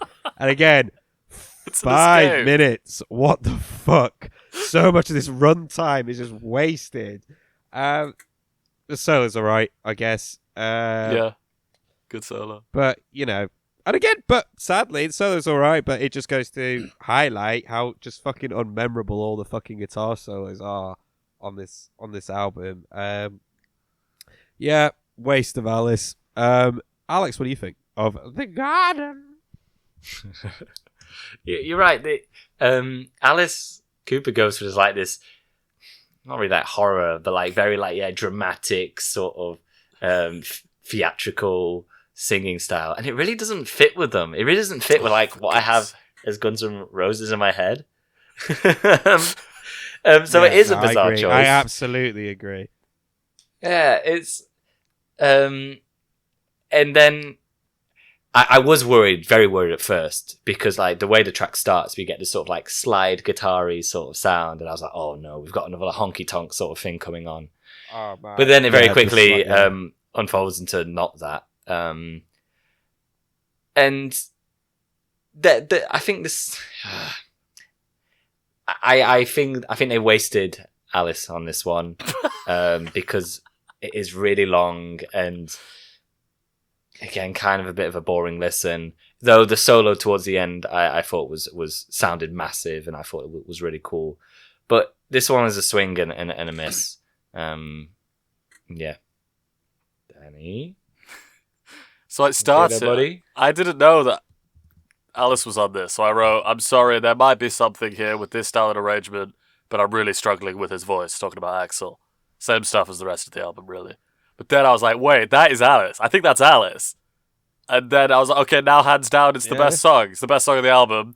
Alice, he's got my bias beyond compare. I'm biased him beyond compare.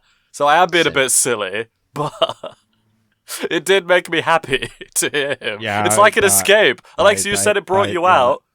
It brought me out in a good way. I was like, oh, there's good musicians out there. Yeah. Yeah, okay. No, I'm I did write yes, no. no It's not like questions good. about It's not Alice's. like good though, is it? I put, yeah, no questions about Alice's very high effort contribution to this track. There's nothing, no questions. It's really weird. Like the way he's just saying like idioms or something. It's kind of like, you can lead a horse to water, but you can't make it drink. Like, whatever. I don't think he says that, but it's just. Yeah. But I just like hearing Alice, so it's thumbs up for me, and the solo is really good. So I honestly do think, silliness aside, that it probably is my favorite track on the album, but it's not great. It's not What? great. Yeah, No. what's better than Fucking hell. this? What is a better track than this? The next track. I think the next track's all right. Let's move on to it, because I don't remember it. Let's see what I wrote. Go. The second song on this album with the word garden in it. Yeah, Garden of noticed that. Eden. Again, gonna repeat myself. But this actually sounds like Guns N' Roses. It has the Guns N' Roses energy. It's got a lot of. It's similar to the other songs that sound like the positive aspects of Guns on this album. So like the chaotic energy, but no actual song, really. This is that. Like, it's got no actual song in it, but I think the energy is like... I think the energy is just so kind of high up there that it does sort of get a pass. However, it's so full-on, it almost sounds like self-parody. In fact, I think a lot of the songs on this album that sound like the good aspects of those do sound like that. They just sound kind of like they're parodying themselves. It's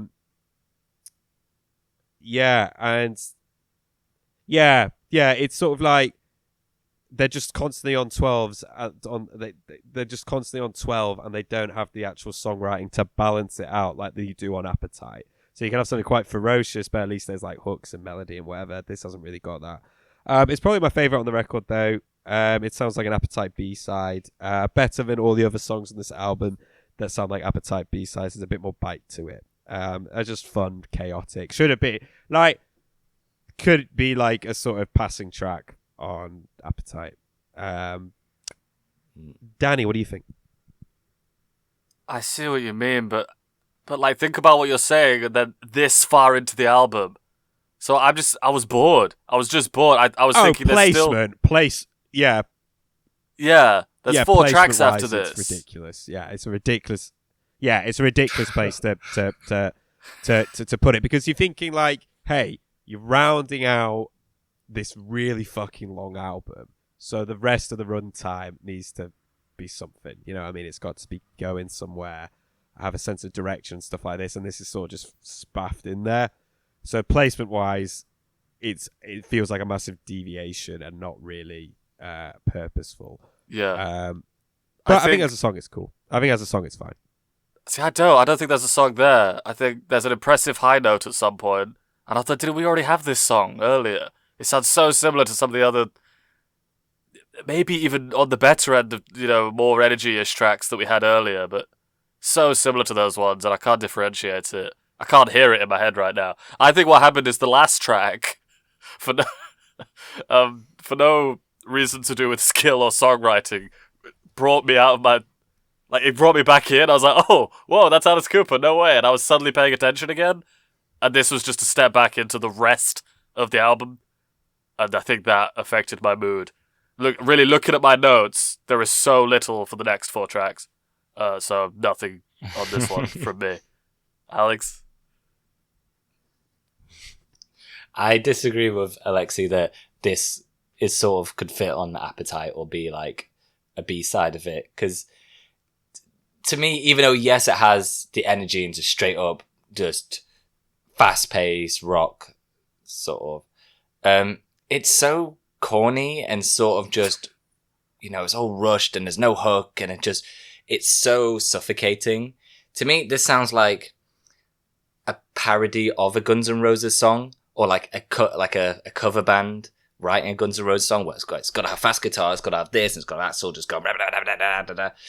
And to me, it doesn't quite work. I think the track you were comparing it to, Danny, is Perfect Crime, which is another short one, has a lot of energy, And to me, Perfect Crime is better than this one. I would say. Yeah, I agree with that. Yeah. Again, just this is not a song to me, really. This is just sort of like an idea. This is just a session. And there's just nothing else to grab onto. It sounds really corny. It sounds like a video game trailer music. Like, you know. It does, like trying to sell, trying to sell like freaking for like Burnout or something. Yeah. This will be in the background. Yeah. That's it, really. We good? Don't damn me. Don't damn me. Yeah, it just sounds like something a fucking old man would say, doesn't it? And he sings it like an old man as well. Yeah. Fuck it off. Don't bin it. damn me. Sack it right off. This is going in the bin. I think this is fucking awful. I think this is Axel's worst vocal performance. I have no idea what he's going for. Like, again, maybe just like an old man. He sounds like he's almost trying to go for a Bruce Dickinson thing. Did either of you get that, or am I just talking straight out of my ass? I'm amazed you could I don't know, man. say this much about it already, man.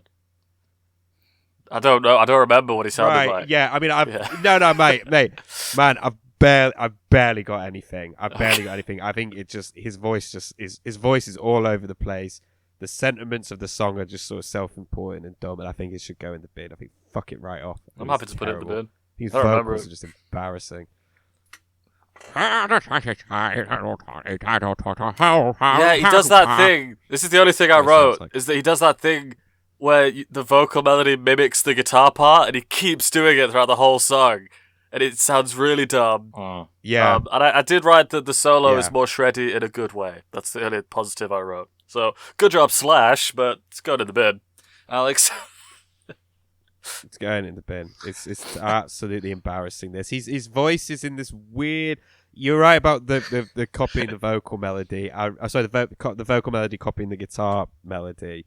I really don't like it when that happens, particularly if the riffs are quite busy. I think it just sounds really unimaginative. Yeah. Lazy. Like, don't get me wrong, sometimes it works. Yeah, like it works in Car Chase City by thing, Tenacious D. The second time I've referenced that song. It works there. It works in Iron Man. It works in Iron Man by Black Sabbath. Yeah. Sounds good there. But yeah, he's doing this thing with his voice where he's trying to blend like his croony voice and his higher register voice, and it just sounds fucking ridiculous. It sounds ridiculous. Alex, what do you think? I first wrote what happened to the amazing intros, which is basically just saying it's like, you know, off Appetite, you always got like these great introductions to a song that will bring you in, and then like many of the tracks, but especially Notice Here, it's just so rushed and thrown together. And this song is mental. Like, it's just Axl ranting for pretty much 5 minutes straight. Like, there's no chorus. It's just him and just going off. And so on the second listen, I was reading the lyrics along, I was thinking, what is he talking about? And dude, the lyrics come across so bad, because basically it's all like, oh, people have a go at you when you say what you think, and it's just like, we're in a society where like, you know, you're just judged all the time by how you look and all that, which, okay, fine, but comes across terribly after releasing freaking 1 in a Million from the last one. Yeah. Absolutely. Yeah, I wrote down like one of the lines from the song was like, oh, we judge a book by its cover, and we read what we want, sort of thing. Being like, oh, like, you know, you're taking, you're misreading what I say, and you're not listening fully to everything I'm trying to say. Which we heard what you had to say in 1 in a Million, and like, you shouldn't be proud of that. Like, it comes across so bad.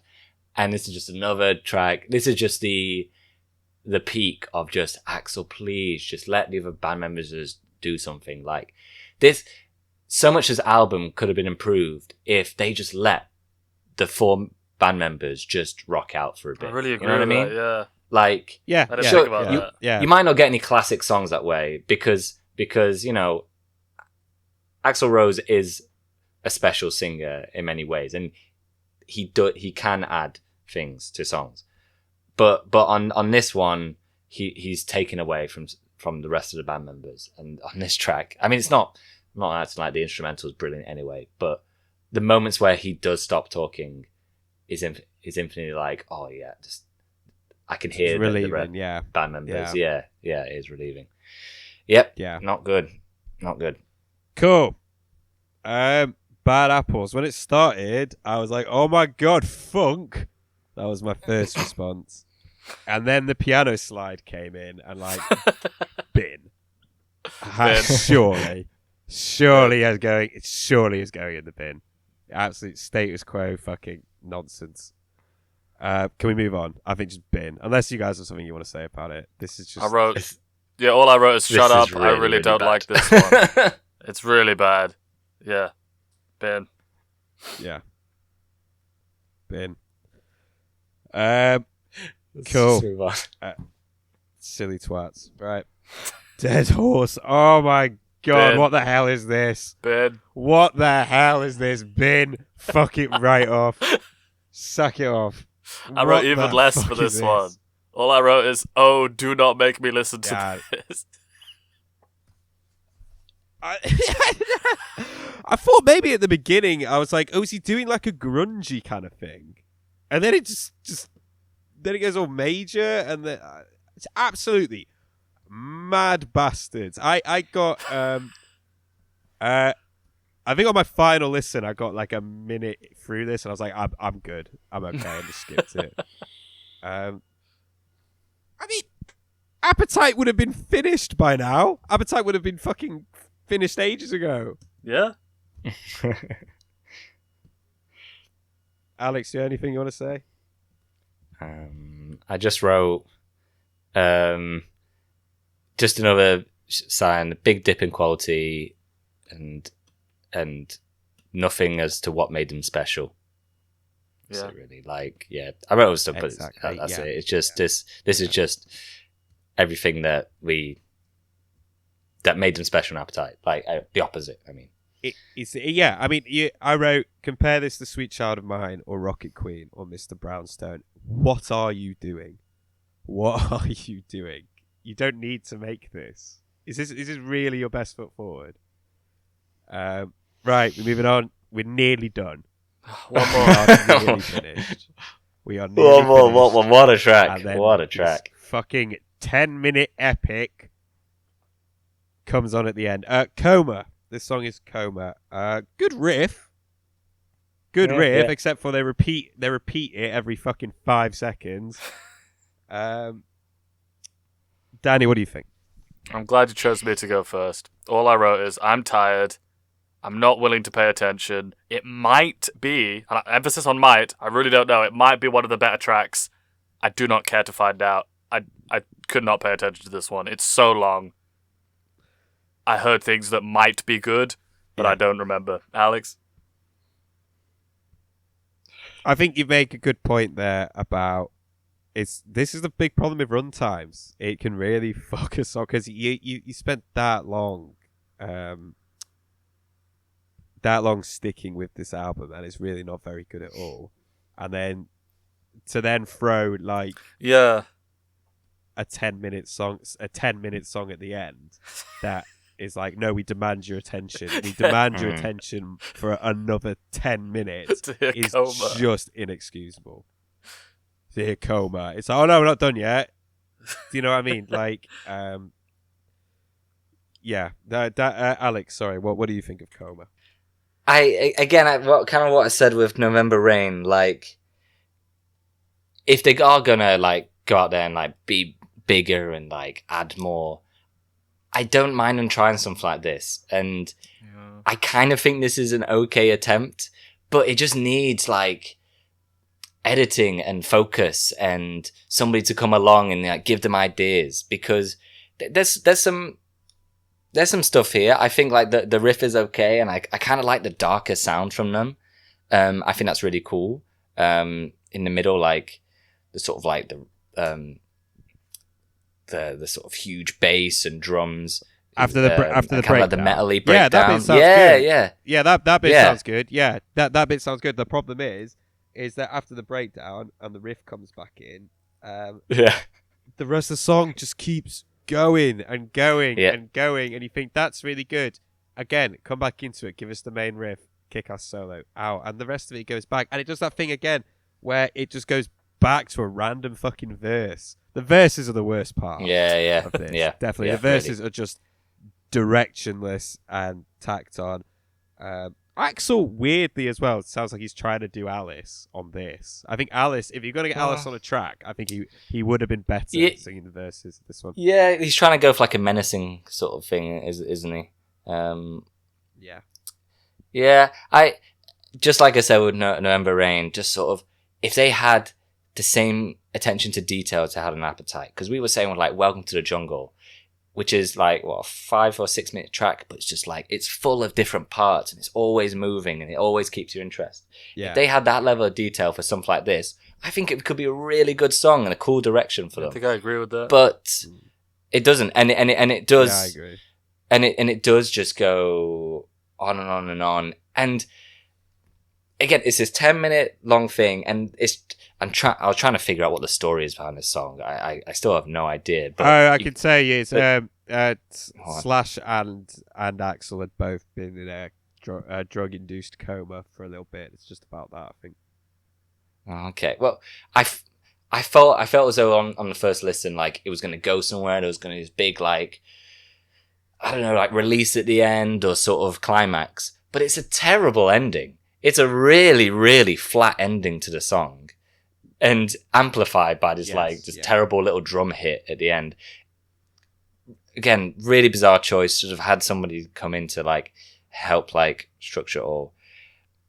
Again, frustrating because, like I said on the last album, it's so annoying to hear this incredibly talented group of people, and they just come up with this. Yeah. Yeah. It's funny. It's funny you mentioned the outro. I think I said, "Oh my god," end like 4 times. Going on. It just kept going and going and going, and then it finally like stops. And every single time I was listening out so hard for that last snare hit because I knew, and so it's just oh thank God, boom, boom. This out. It's just like he's just, and then you hear boom, boom, and you're like, oh thank God. But it's so bad though. Like, it's such a terrible way to end that song and this out. Like, I know. Drum hit. It's just so it's so underwhelming. Like, it's so underwhelming, and also like Appetite finishes, and I guess it is bad to compare it to Appetite. You probably shouldn't do that. But Appetite ends with fucking Rocket Queen, man. Rocket Queen. Yeah. This ain't Rocket Queen. And I think it has Axel does an okay scream, but then he fucking ruins it by going, "God damn it!" like a fucking like a dumb frat boy. Like, it just ridiculous. God damn it! He's really, God damn it! He's really uncool. Like, I know that's not a controversial opinion, but he's a really like lame guy. Okay. Anything else you want to add to Coma, either of you? Definitely not. Good. Right. Let's wrap things up. So overall thoughts. So I'm going to get the positives out of the way. The mix and the production is good. It's all right. Apart from the vocals, I don't think the vocals are mixed very well. See, I'm already saying negative stuff. The vocals aren't mixed great. But for the most part, instrumentally, everything sounds crisp and clear, and there's some good tones, particularly on the bass. Actually, I think the bass really shines out. So good job on that front. Good job. Now the negatives. This album is terrible. I mean, it's much like Gene Simmons' solo album. It insults its audience. The word pretentious gets thrown around a lot. And in its intent, this album is pretentious. But but really in its delivery, it's not necessarily as a whole pretentious. But by God, there are like a lot of pretentious moments on it. November Rain being the obvious um, the obvious choice. Overall, it's just so incredibly lazy. I mean, some of the worst things on it are stuff that's like blues or country or 50s rock and roll based, and the idea that you would be able to bury an era-defining record like Appetite by aping those styles or incorporating those styles is just insane. I think ultimately this album is meant to be packaged as a progression, but at times it just feels like a massive step backwards, a huge step backwards. I would have imagined that the disappointment from fans of Appetite must have been absolutely crushing. However, this record does not seem to have that reputation, miraculously. And I'm going to say it again, and I've said, and I keep saying this, that I think Appetite is just that strong that it just acts as like an awning for at least 3 albums. This album is so long and boring. The lengths of half of these songs are ridiculous and embarrassing, especially considering that the band have absolutely nothing to say. It just goes on and on and on. I don't want to hear Guns N' Roses experimenting with half of these genres. I want them to keep writing great songs with great hooks, with loads of ferocity and balls, and we get bits of that energy, but they just sound really like self-parody. It's too much. What made the songs on Appetite great is they were delivered with that level of energy, but with hooks and chemistry. And loads of little details thrown in, like Alex was saying about Welcome to the Jungle. Loads of little details thrown in. Like, you can tell with that album, there's a lot of love that's gone into those songs. I generally think that had they just done Appetite Part 2 with more exploration, that would have been more than enough. But maybe they just ran out of ideas. I don't know. This is shit. What's with all the genre hopping? Why does Axl sound so terrible? Why does Slash not have one memorable solo? And I am including November Rain in that. It's so long and incoherent. One of the great things about Appetite, one of the great things that Appetite had going for it was a statement, and it was a vibe, and it was it was a very coherent piece of work. Whether you like it or not, it had a real identity. This is incoherent due to laziness and an emphasis on wanting to sound different. I really hated this. It was an arse-ache to sit through, and should be seen in a worse regard. Fucking God knows what part 2 is going to be like. I mean, Jesus Christ.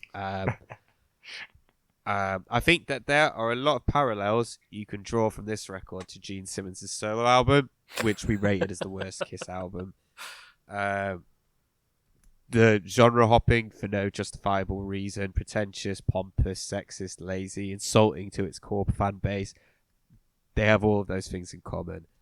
It does not justify its atrocious runtime at all. It's bloated and lazy. However, on that front, if I had to say one more positive, at least for a long fucking album, there's some variety, but that's not necessarily a good thing.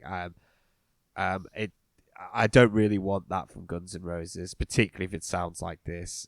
It was just like dialysis to sit through this record. Normally, I would say this should go at the bottom, and in many ways it should.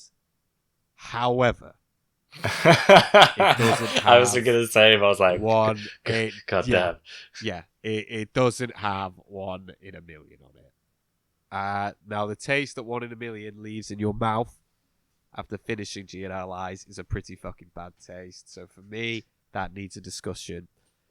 And also, but as well, GNR Lies as a release, you have to look at the context, right? So it's live recordings and acoustic songs, not necessarily like this is our next big release. So that does do it favors in terms of its intent. And there's also nothing as bad as 1 in a million on this album. Although November Rain might come close. It's a wank record. It's wank. What do you guys think? Danny, what are your thoughts? That was really good, man. I'm not going to say much. Only to add that, right, an obvious problem, I think, to anyone who's a fan of the music, if they do listen to this, is like, well, why are you guys listening to it? You hear that a lot, right? When people criticize music, it's like, well, don't listen to it then. But we're doing a thing here where we are listening to it. But it does make it hard for me to critique, because I just think I get very, very little from this. I could echo what you've said, Alexei, but I won't bother. It's too long. It's overblown, it's pompous, and there's just very little I like on it. It comes down to that. It comes down to there being very few moments on this album that I'm interested in or getting anything from. So it has to be, negative for me. And in terms of ranking, I know what you mean. I think I lean towards putting it above GNR Lies, but that feels weird because it's a bigger thing. That so doesn't much feel more right than to GNR me. Lies. Yeah, it's a.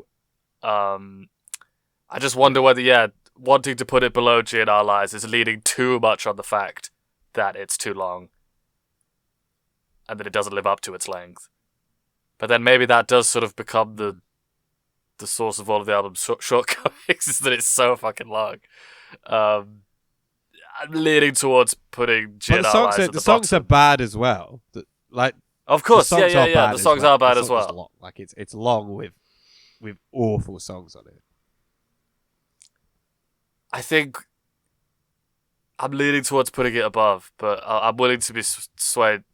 Again, just 1 in a million so shit, and I think also because it's long, I could cherry pick moments on this album where I'm like, well, this is all right. It's got Alice, and maybe there's a good solo here and there.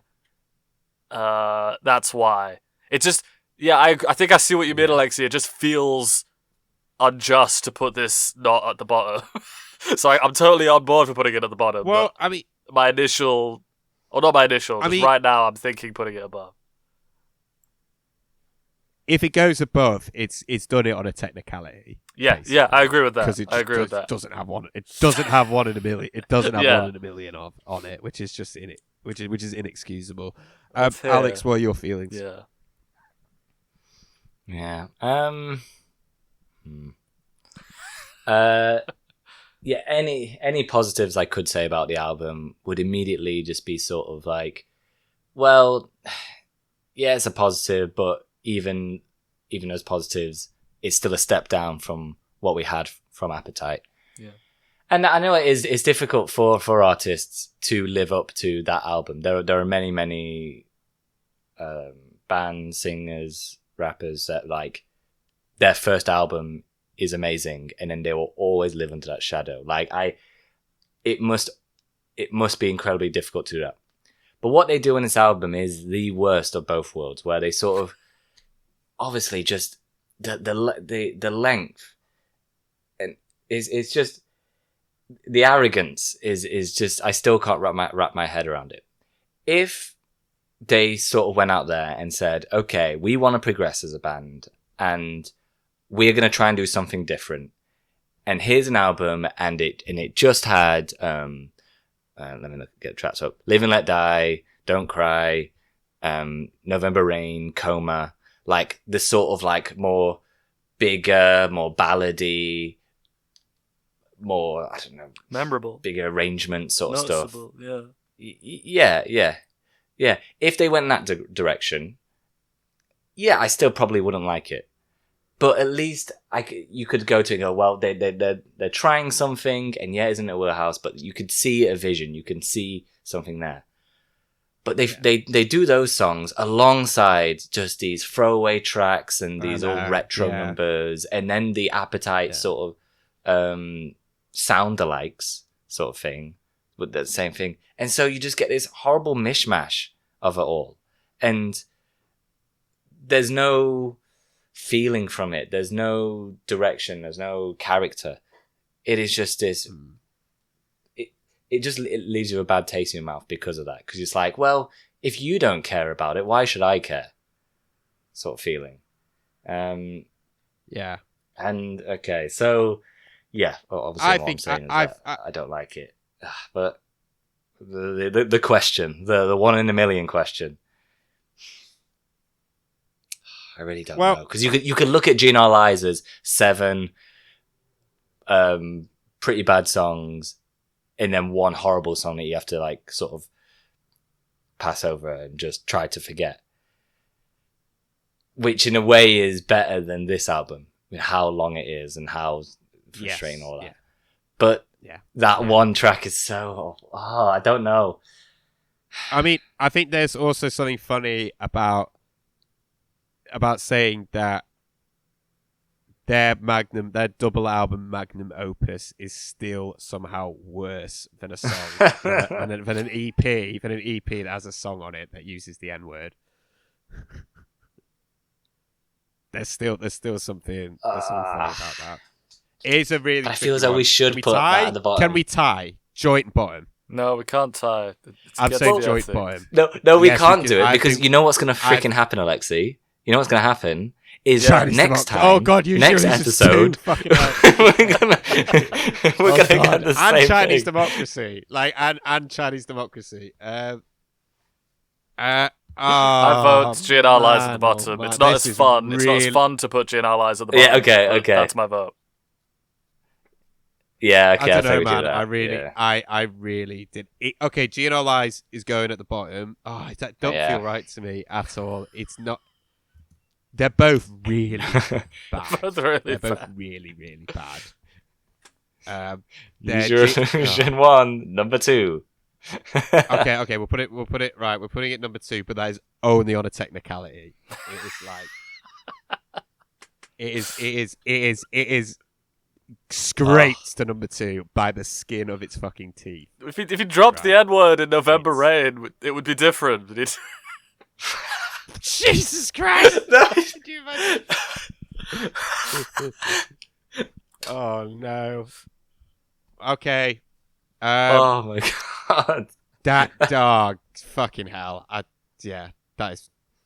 I'm getting more and more of the sense that when people say like Guns N' Roses is just Appetite, that they are completely right. Like I'm like, okay, there's that they have that that opinion is out there for a reason, and that's why. Right, let's stick it in. So somehow, well done, Use Your Illusion. Somehow you've made it to number 2. You consider yourself fucking lucky. Cool. Next time we will be doing Use Your Illusions Part 2, which apparently is worse than this. I'm fucking scared. Hey, maybe we'll like it more. Remember how like Kiss fans would always like. Yeah, they made mistakes. They made mistakes. Hated. That's true. Use Your Illusions 2 as well has got one banger that I already know on it, which is You Could Be Mine. You know, the song they did for Terminator 2. The song they did for Terminator 2. Oh, yeah. That's a banger. So it's already got the edge on this.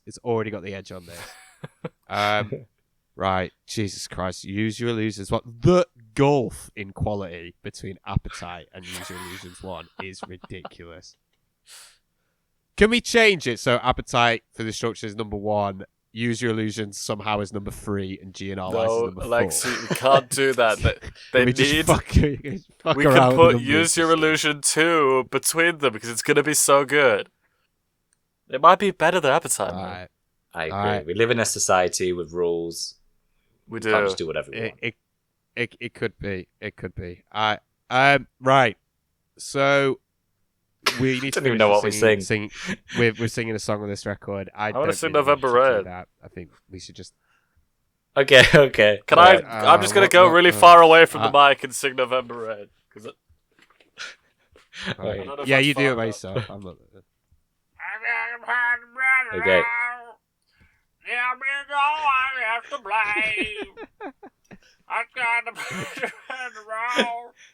You